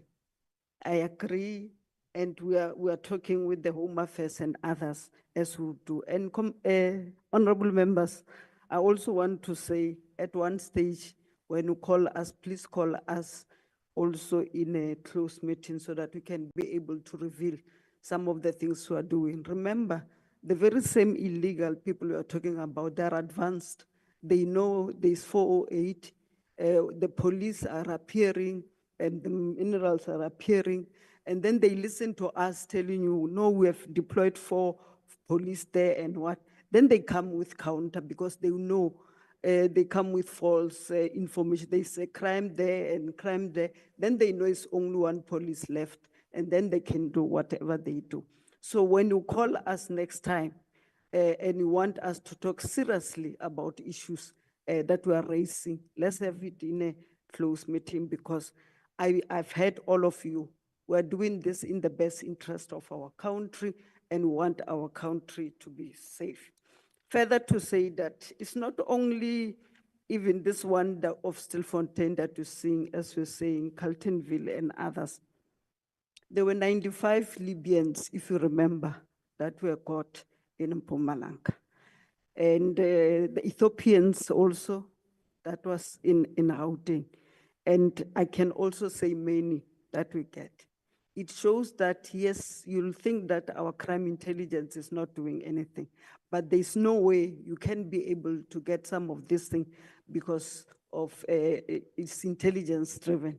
So we are trying our best, but I think the border issue, we honestly have to come back to it as members of parliament and the executive trying to assist each other, because otherwise we'll not have a country to go back to. So in terms of the people who have died, because we've been there, even the rescue been there. Yes, we want to know also ourselves, when did they die, how did they die, and all. But then the issue which will come here and will still be on us is the costs that we are incurring. The ones that are in a police station, they must eat 3 times a day. And then they must go to the doctors. The miners that we had, they had to go to the Department of Social Development, and the MEC there in the Northwest was telling me they don't even have any place to keep them. And while we started well with the embassies, they are not coming on board in terms of assisting in deporting some of their members, but also in identifying the ones that have died, because we don't know them. Yes, we can have the sample, but if you don't have somebody who's a relative who will be able to compare, how do you then do that? So if they could have assisted us better, then it means we'll have more than 90 people there in the mortuary for the next 2 years or what. So we need to have a way of saying, as this happens, how do we move forward? Because also it is not necessarily helping us also. And unfortunately, the human rights also are not even there to assist in this regard. And in terms of enforcement of the law, it's our mandate in terms of Section 205, protect, serve, and also make sure that there's law and order.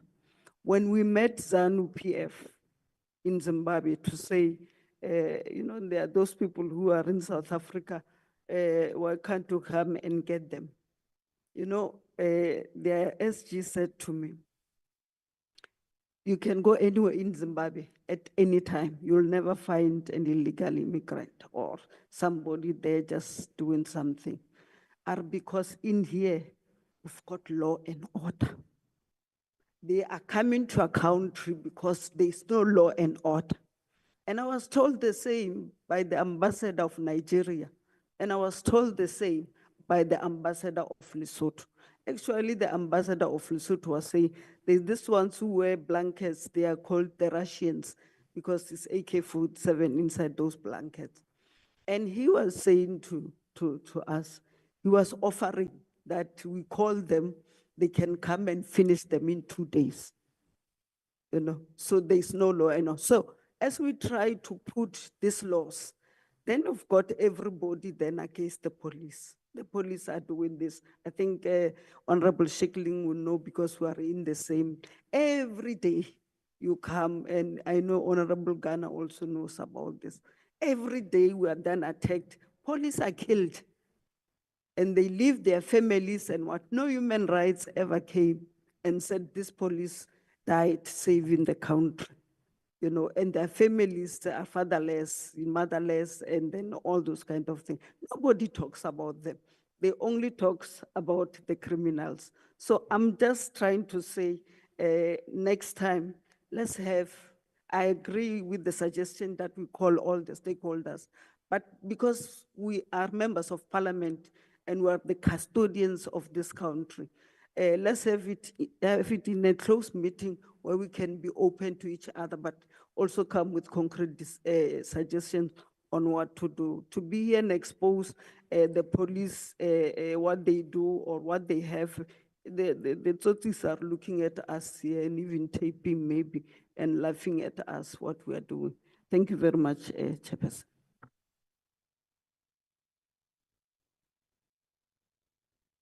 No, I wanted the minister to indicate whether they are done or not. Okay. Honorable Mandasha. Thank you very much, Honorable Chairpersons, honorable members, all of us in the House, colleague and my deputy. I looked at the numbers that we presented here, just as a sample. 1,826 arrests, 1,128 Mozambicans, 473 Zimbabweans, 197 Basotho, 11 Congolese and Malawians, and 26 South Africans. And I said these numbers talk to two issues that we must address and try to internalize. This thing of describing illegal mining as a reflection of desperation and hunger. Numbers don't say that. Numbers don't say that. We say that. And it talk to our sympathies than reality. I will come to artisanal and small-scale mining, but I'm trying to point at the numbers. Numbers don't say what we say as sympathizers. They give us a totally different story of foreign nationals raping our economy. That's what numbers say. Number two, it is going to be important for us to have an open discussion on this matter because I will come to artisanal and small-scale miners, whether it is a response to illegal mining or is it an intervention to create entrepreneurs. I'm more in favor of the latter that let's assist small-scale entrepreneurs grow into mining business. I'm attracted to that. But once you say it is a response to illegal mining, I shut off. The reason for that is that numbers don't say that. It is us who say it. Now, let me come to questions. What is the legal status of Stilfontein? Is it under care and maintenance? Stilfontein is not an ownerless and derelict mine. It is a mine with an owner. I think we've been saying that. The breakdown of shareholders was given in this meeting. More than 70% Chinese, and that we struggled to find them. We found them ultimately. And we didn't struggle to find them because they are not available. We struggled to find them because they were running away. We had to trace them right into China. So it's not an ownerless and derelict mine. It is a mine operated by a company. So that is the status, legal status of Stilfontein. It is in the Buffelsfontein gold mine. Have we considered partnering with the private sector? We talk to the Mineral Council every day on this matter. There is a general agreement that we should work with them. I don't know partnership, but I know that we need them to be part of finding a solution to a crisis that is facing a sector. So we do talk to the Mineral Council.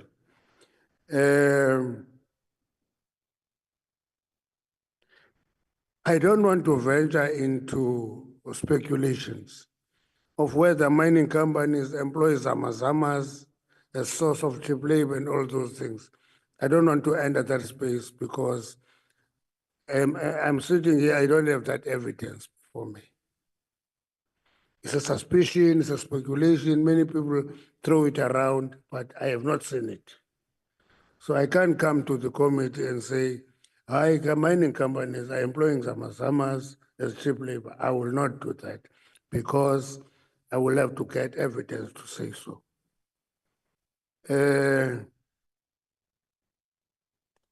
Then somebody says illegal mining is not criminal. Is there no gold? And again, that requires some explanation. One of the issues about mining is that gold mining is quite an involved, difficult, dirty, dangerous, diseased enterprising. You get into gold mining, it's deep, it's dangerous, it is diseased. Major mining companies mine there. This is what we've been saying for years now. But because of their cost structure and their overheads, they don't get into marginal deposits. They leave marginal deposits behind. They are not economical, they're too costly to mine, and therefore those marginal deposits are left behind. And that is what attracts illegal mining. And that's why if you look, you'll have to do this as a committee, particularly of the mineral and petroleum resources. You will know that a gold mine that was mined by Anglo Gold, at a point get taken over by Harmony Gold. At a point it is taken by a very small marginal mine, Gold One, Playfor, Gold Mine, and all those things. All those categories of mining companies reflect the size and the structure of that mining company.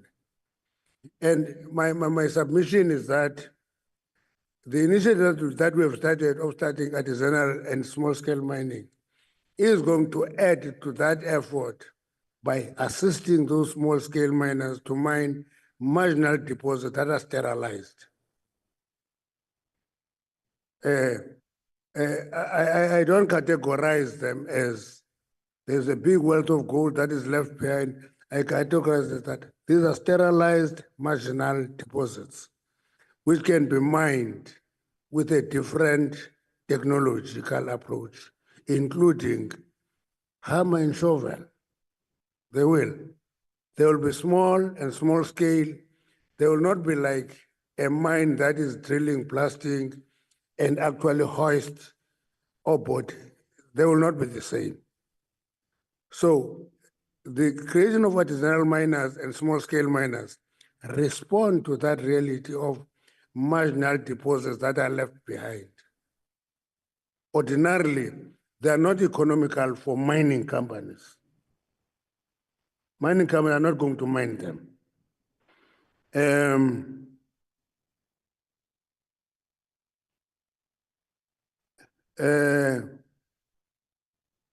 So the question that says use or lose it, why was it not used, is not relevant in the Stilfontein case. Because the mine is operational, it is working in other shaft. It didn't work in a particular shaft, and that particular shaft was attacked by illegal miners. That is a regular occurrence. You remember when we went to Val Reefs, a mining company was working in this shaft and illegal miners attacked a nearby shaft. It happens all the time. And it's an issue that we must talk about. I'm sure Minister Mkuno talked to the issue of kingpins and the big boys and the big companies that are suspects. Now, it's beyond my pay grade to deal with suspects. I don't deal with suspects. I don't go to a crime scene. I don't go. When I don't go to a crime scene, I'm not washing my hands. I work with the Minister of Police, and I'm happy with the way we're working now, I must say. I love Operation Valum Godi. I think it is beginning to show us early results, and I love it. But what I'm not going to do is to pretend that you can deal with armed criminals with a pen. You can't do that. Armed criminals don't care about a pen. They shoot out of your feet with your pen in hand. It's a criminal activity. Police attend to it, and I love what they do. And I don't think they delayed anything in Stilfontein. We did work there. We're not ordered by the court. I want to emphasize that, Mr. Mkun. I can openly say here, almost instructed by the president to do that intervention, almost.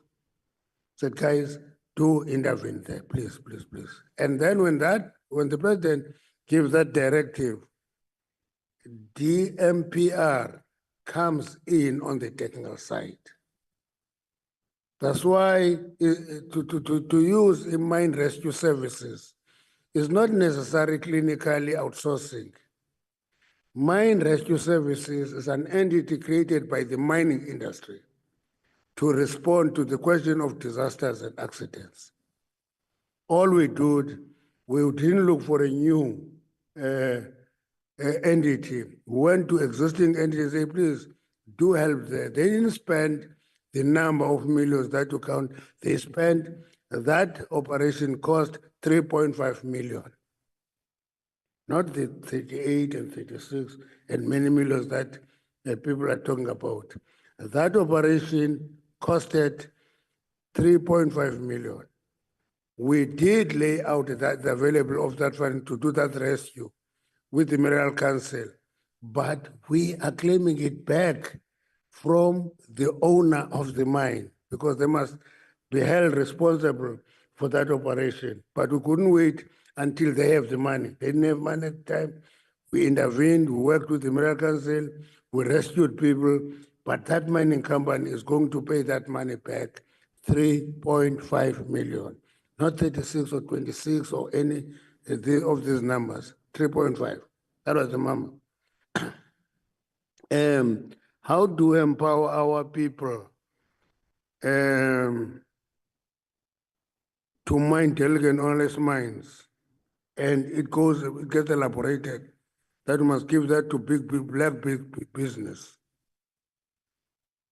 I'm not attracted to that approach. Black business are not a dumping ground for end-of-life mines. Black business must own mines. That's why I was in Seriti on Friday, opening up a mine. It's not a dumping ground. They must grow. That's why if you go to the mining, you'll find Seriti is a huge mining company. You'll go and find Exaro, you'll find Tungela. Those are black mining companies. But for this one of derelict and ownerless mines, we must assist artisanal and small-scale miners. And my starting point is that if you are an artisanal and a small-scale miner, that is not a destination.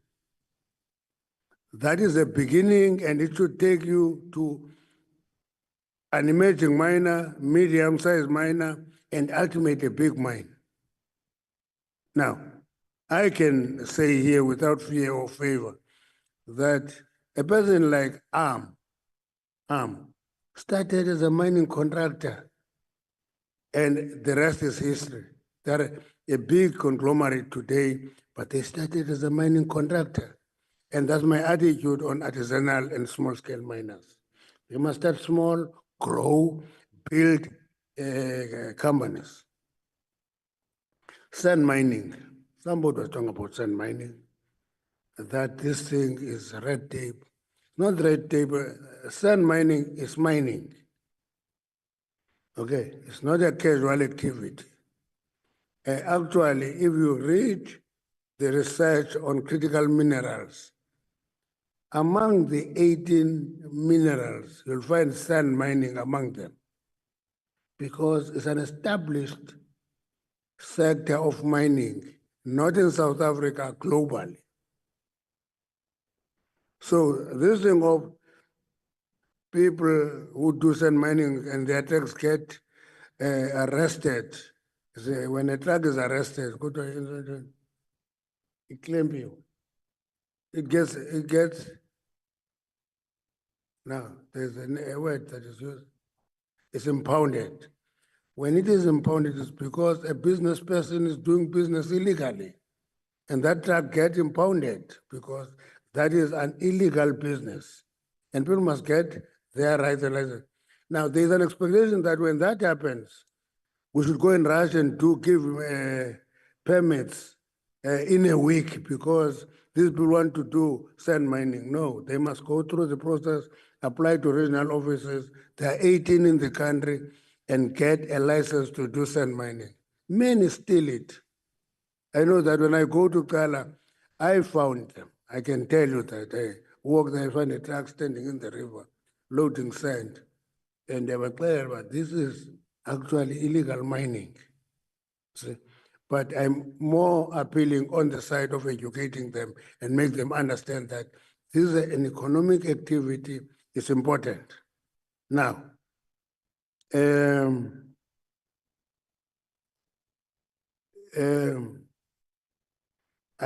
want to answer the question. I say, why is work given to illegal miners?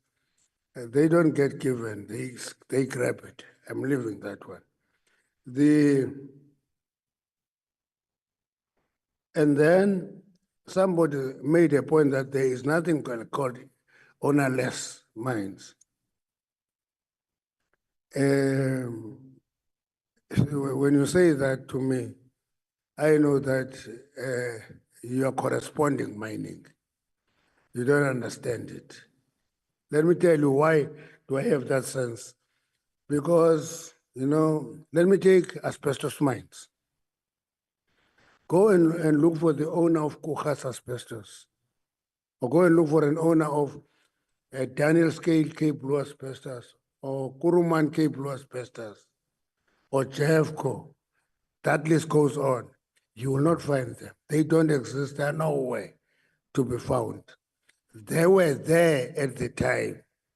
They disappeared. You can trace them. You won't find them even in Cipro diary. They are not there. They don't exist. And it is the legacy of apartheid that rehabilitation was not a legal requirement. And people just disappeared. This 6,100 holdings that we're dealing with is not the existing mine owners. It is mines that were left over a number of years. We've been mining for over 150 years. Those holdings were left behind and we're attending to them.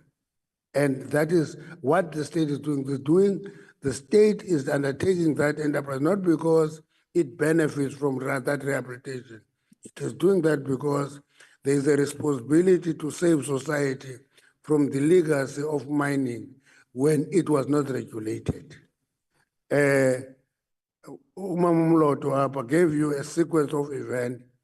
This year we did this, and this year this was done, and this year this was done. Only in year X was equestrian rehabilitation enacted. And before that, miners mined and left. We're now having an issue with TBS. They left the big hole in Kimberley, and it is used for tourist attraction.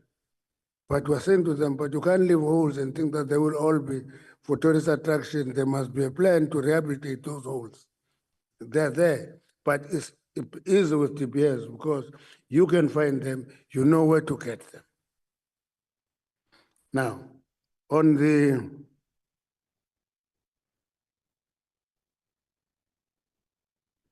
was death natural or was it a murder? I'm not getting into that. I'm leaving that. But to me, I have a similarity. I'm not a sympathizer of illegal miners. I must declare that. I don't sympathize with them. If you take a risk voluntarily and you enter a dangerous place voluntarily, consequence thereof cannot be a responsibility of somebody else. It's your own responsibility. You took that risk voluntarily and you entered that place voluntarily. And that's why I started with those numbers and say, look at those numbers, reconnect those and see this thing of sympathizers of this activity, whether they're right or wrong.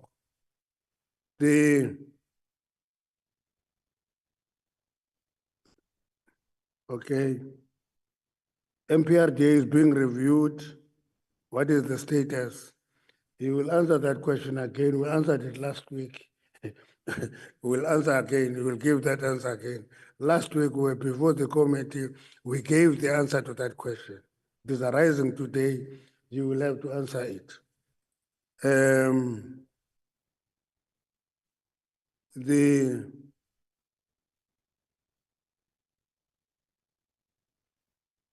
then it is illegal to kill people. Okay. It is also illegal if killing is illegal. It is illegal to commit suicide. It is illegal to commit suicide. You go to a dangerous place, you die there, you are not killed. You are committing suicide. You are sleeping on a rail line when the train is coming.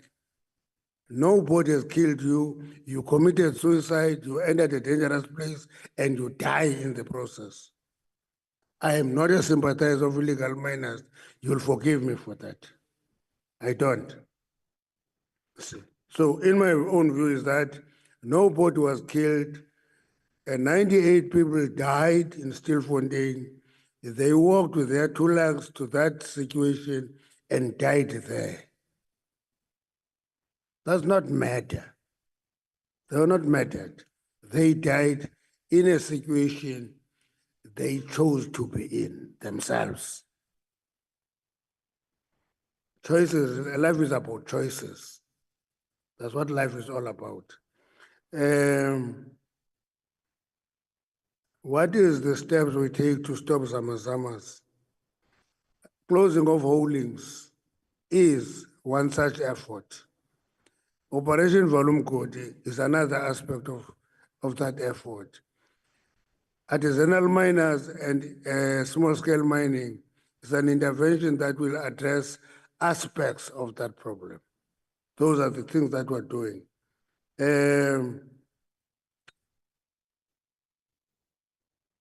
Collaboration with the police. We collaborate with police, not only in Stilfontein, everywhere. And we love it. We love it.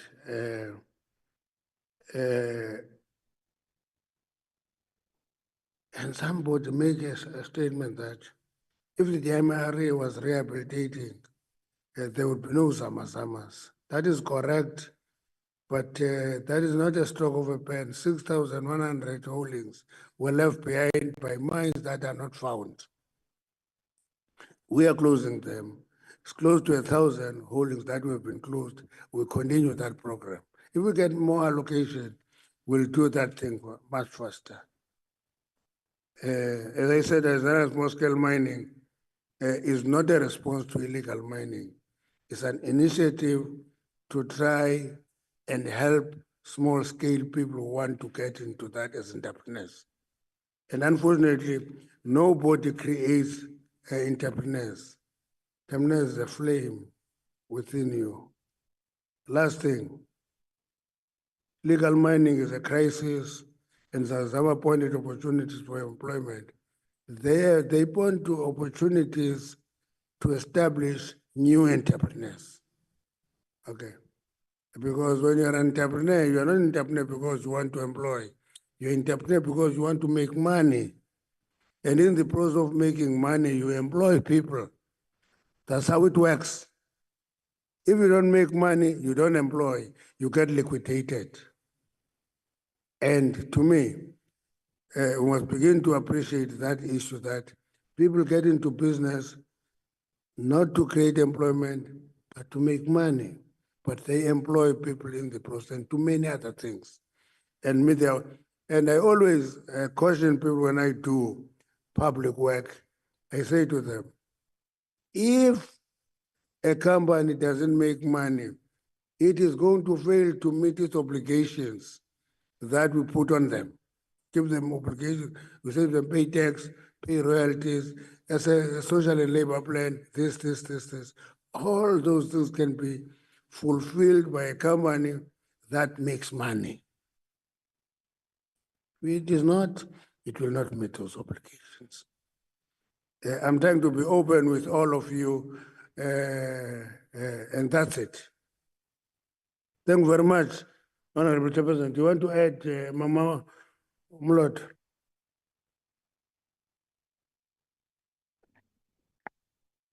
Thank you, Minister. On the question of the MPRDA review, we are going to the cluster in preparation for the public comments. So that's where the act is. And there was a question on the financial guarantee versus the rehabilitation plan. What is happening is that in terms of the law, the holders of right annually revise their financial provision. And they submit those assessments to us for evaluation, and then the calculation is risk-based, and then is also subject to the financial provision regulations in terms of Section 24P of NEMA. Thank you. Back to you, Mr. Thank you, Honorable Chairpersons. That is the end of our responses. Thank you very much, honorable ministers. I know there are people who want to make follow-ups who are supposed to be out of here at 1, so that we prepare ourselves to go to the house sitting. And unless somebody will die if you don't raise something, who thinks they can die if they don't raise? Honorable Slepe, 2 minutes. Honorable Ntlangwini, 2 minutes. Honorable Zondi, 2 minutes. Okay, thank you very much. Quick one. I think I'm not answered in the questions that I've raised in the meeting, that the report from the former minister, I'm not being answered with that report. Former Minister Pekicele, he met with the kingpin of the Zamazamas. Then the report was not brought forward. We need to know whether the commissioner has any idea with that report, what's happening. That's one. Two, with the mission that confiscated, then there's mission that has been recovered. And then some of the mission slowly are being taken off. I just want to get the clarity. What is happening? Who are those who are prioritized to get back their machines that are impound? Because if machines, I did mention the example, if machine belongs to Kobas, Kobas has managed to get his machine back, but Mr. Sbanyon is unable because there's a money playing game there. Who paying the money will get his equipment back. And then I want to know what is the process there, because we actually don't get the clear understanding. We Thank need you. to know that. Thank you very much. Thank you, Honorable Ntangweni. Thank you, Chair. Chair, I have a problem today on how we have operate and manage our time. The ministers have answered majority of the time of the questions and none of the staff members have literally speak. The Minister of Police answered for about 30 minutes and the officials answered for about 5 minutes. The Minister of Minerals also spoke for another 30 minutes and then a staff member answered within 1 second. So next time, maybe perhaps the staff members can stay to save cost because they didn't come and answer anything. And then it's just the ministers because, I mean, then why did whole delegation come and they didn't give the opportunities to account to the work that they are doing within the department. Nevertheless, I was not answered on the fact of how are you preventing that this, and you just touch on it swiftly, Minister, and you made an example of a, sorry, of a sand truck, people selling sand. But how are we curbing this, that this illicit product are getting into the formal market? Because this case that I'm talking about, and I'm giving you one specific case of within the Eastern Cape in Nelson Mandela Bay, and it's a big operation. I have the photos. I was there and did oversight this weekend, and it's a huge case. And I mean, if you can sell topsoil to a company that is building a road for 70 kilometers, you can imagine the type of machinery that you have to use for running such an operation. What illegal miners, perhaps, that are not well documented. And I can tell you now why I know this specific case, because we got order that these people are stealing electricity. So our MMC of electricity in Nelson Mandela Bay went and switched off the electricity. And then they just illegally connect it again. So such cases, how are we dealing with such cases? And because these people are putting out our local businesses out of business. And I can tell you, like, Edo Bricks is out of business today, having to lay off workers that have full mining rights left on his mining right for about 16 years still. But he can't mine because this illegal activity next to his are continuing and getting market access. So how are we curbing that practice within the illegal mining space and in the Easter's illegal mining as well that are still continuing today? How are we curbing that? Thank you. Please, maybe perhaps give us answers if the DG or anyone, please, it's Thank- those, thank you. Chair, the last one, maybe it's a proposal, maybe perhaps Chair, my proposal Honorable will Madas, be, can you switch off? my proposal, Minister, you spoke for a very long time. And then, and you spoke even more than me, that is a full member of this committee, and I know you are reporting to us, but at least, and then I think my proposal will be, Chair, in the next, maybe in our programming, we must call maybe perhaps the regional managers as well to come and account of all of the provinces. Maybe perhaps we'll get answers to maybe some of these things, because so that we don't have a situation what we have faced on when we went to Mpumalanga and do oversight. Thank you. Honorable Zondi. Thank you, Chairperson. I'll be very short. My question that was not answered is with regards to how many children were rescued at Stilfontein. And the reason I ask is because they would have to be linked with missing cases. And if there are no missing cases, obviously the parents would have to be pursued legally.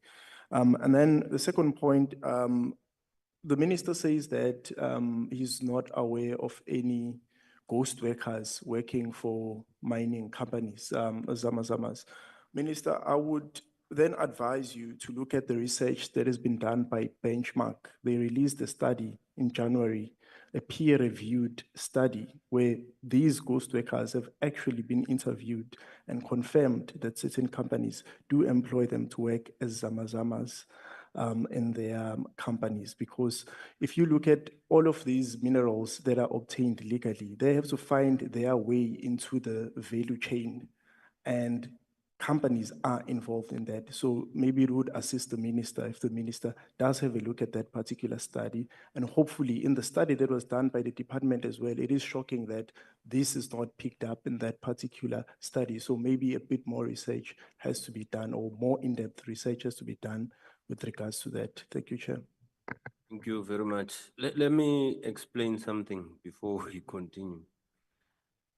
When the chairperson of a portfolio committee invites the executive, even when we write to the minister, who is an executive. We don't write to a DG. We don't want the DG to account to us. It doesn't account to us. The minister, in respect to what we would have said we want him to account on, will then invite the relevant people in the department.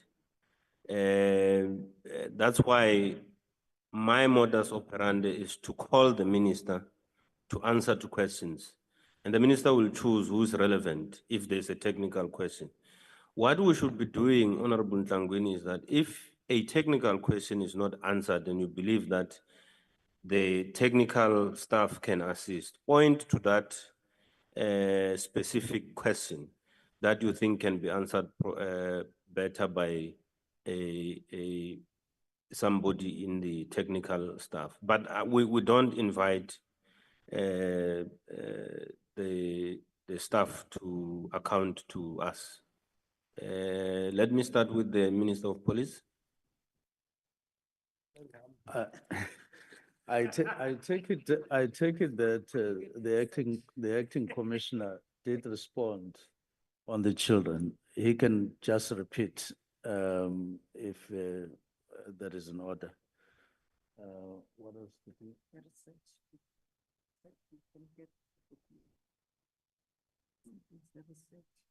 No, let's answer that question because, yeah, thank you.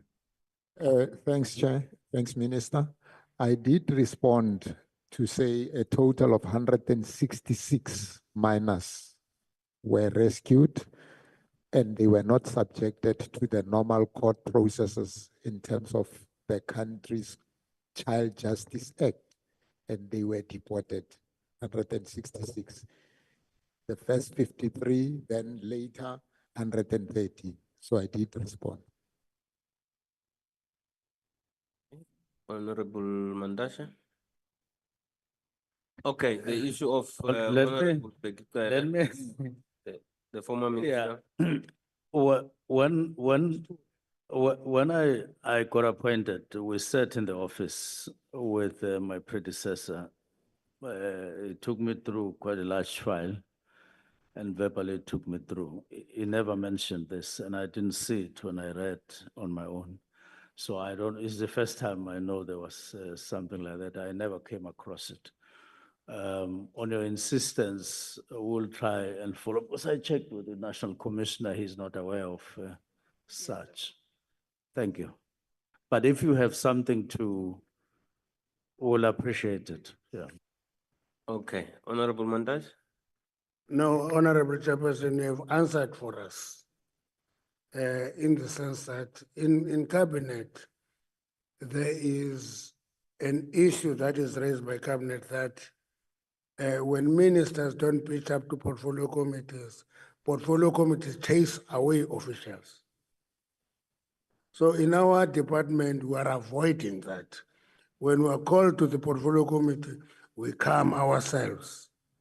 In the NCOP, they don't even allow the deputy ministers to respond. They insist on the minister. Now I'm getting a different version of that today, that ministers must not talk too much, but they're invited here to talk. And now we must keep quiet and give it to officials. I don't understand that. Yeah, I don't understand that. The second thing that I would ask Honorable Mhlangweni to raise that case of the Mandela Bay with the DDG regulation, which said this on Makubel.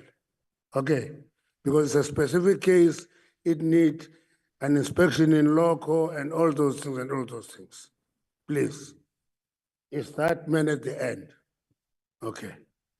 Just to add one small thing, that it actually wasn't that officials in SAPS spoke for 5 minutes. It was impossible, because we started with the National Commissioner who spoke for some time, followed by Mamuketi, who works in Vispol, and then the Hawks, and then acting commissioner for Northwest.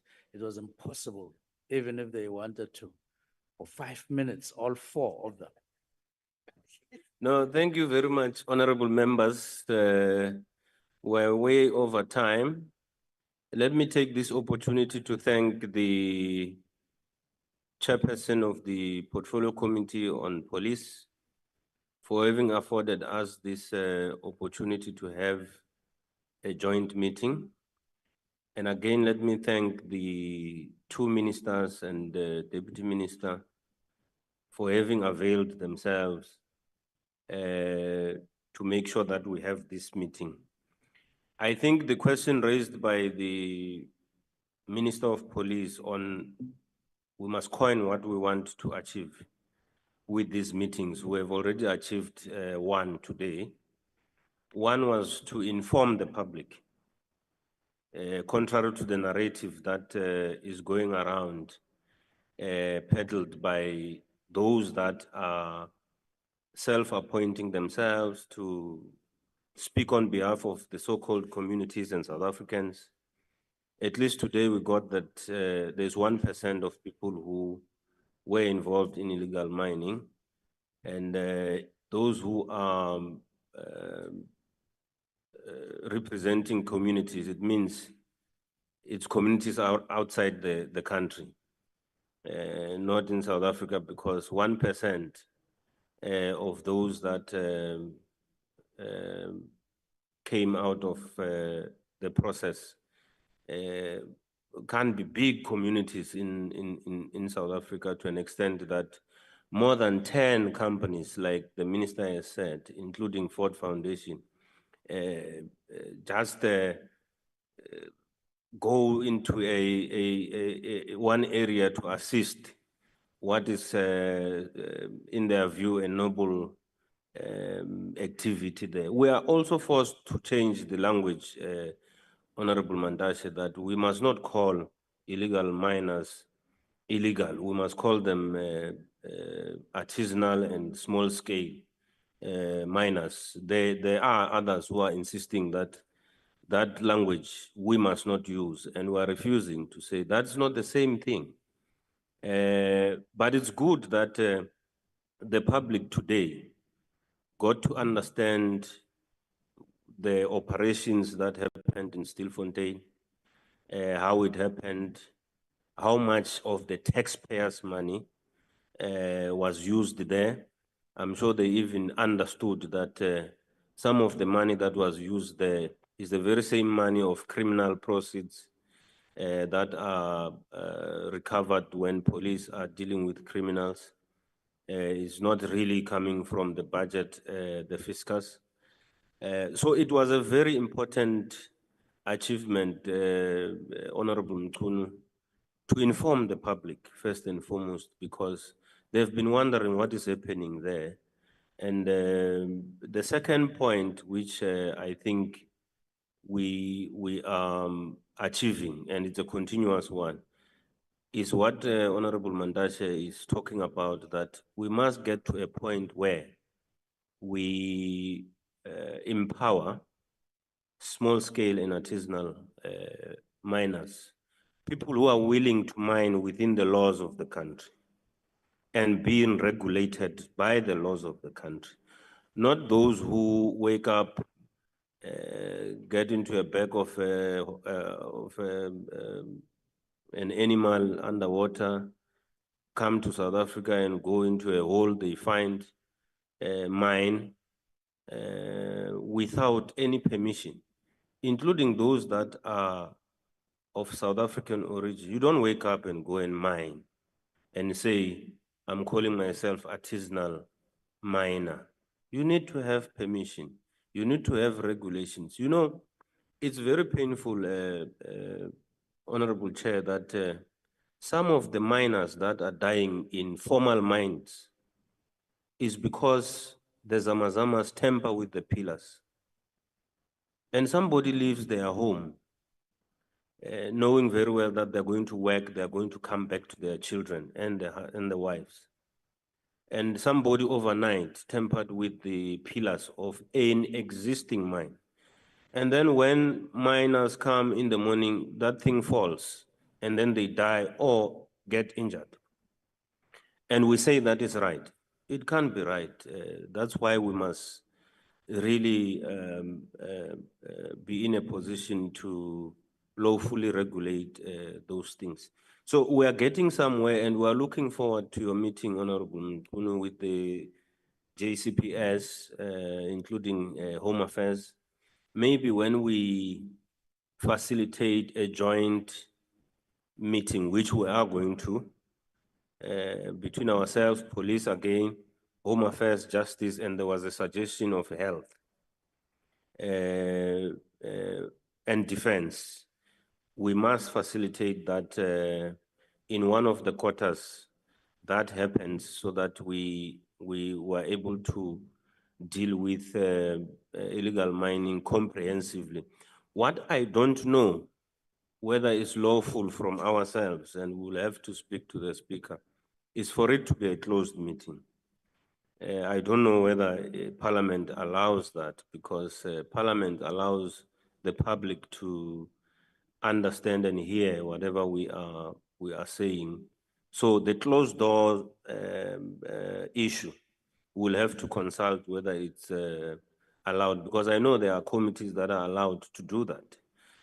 Not every committee is allowed to do that, but the nature maybe needs us to make an application and be within the law. Before I close the meeting, Honorable Chair, any parting word? No, firstly, thank you for a fantastic initiative. I just want to emphasize one or two things very shortly, very briefly before we go. I think things that weren't mentioned so much. I think we also need to change our narrative of just focusing on blatant criminals on ground level. I don't think we need to sugarcoat. I completely agree that these aren't artisanal miners, they're criminals. They choose to go and illegally mine, and they need to be treated as such. That being said, it's important that we don't just focus on them. Everyone laughs when we just speak of Tiger being the so-called kingpin, but Tiger is not a kingpin. He's a high-level foot soldier. He's not a kingpin, and we need to look deeper as to who are the business people, and I'm not necessarily referring to the private sector, but who are the business people that fund this entire process, because this is a massive form of organized crime. It's not a haphazard feeding scheme for the poor. That's the narrative that is sometimes created through parts of the media, and it's simply not true. And then lastly, something that we need to emphasize as well is the way that these organized criminal illegal mining groups hold South African communities ransom or hostage. If you listen to the amount of gunshots going off next to communities that are faced with this illegal mining onslaught, it is a threat to our people's safety. And that being said, We need to make sure that law and order is done within the framework of the Constitution. The way that DM Boshielo put it earlier is spot on. But we need to stop with this narrative of sugarcoating something that's blatantly wrong. Criminal act is a criminal act and it needs to be treated as such. Chair, thank you very much for the opportunity today and I look forward to further engagements. Thank you. Thank you very much, Honorable Chairperson. Honorable members, this meeting stands adjourned. Thank you very much.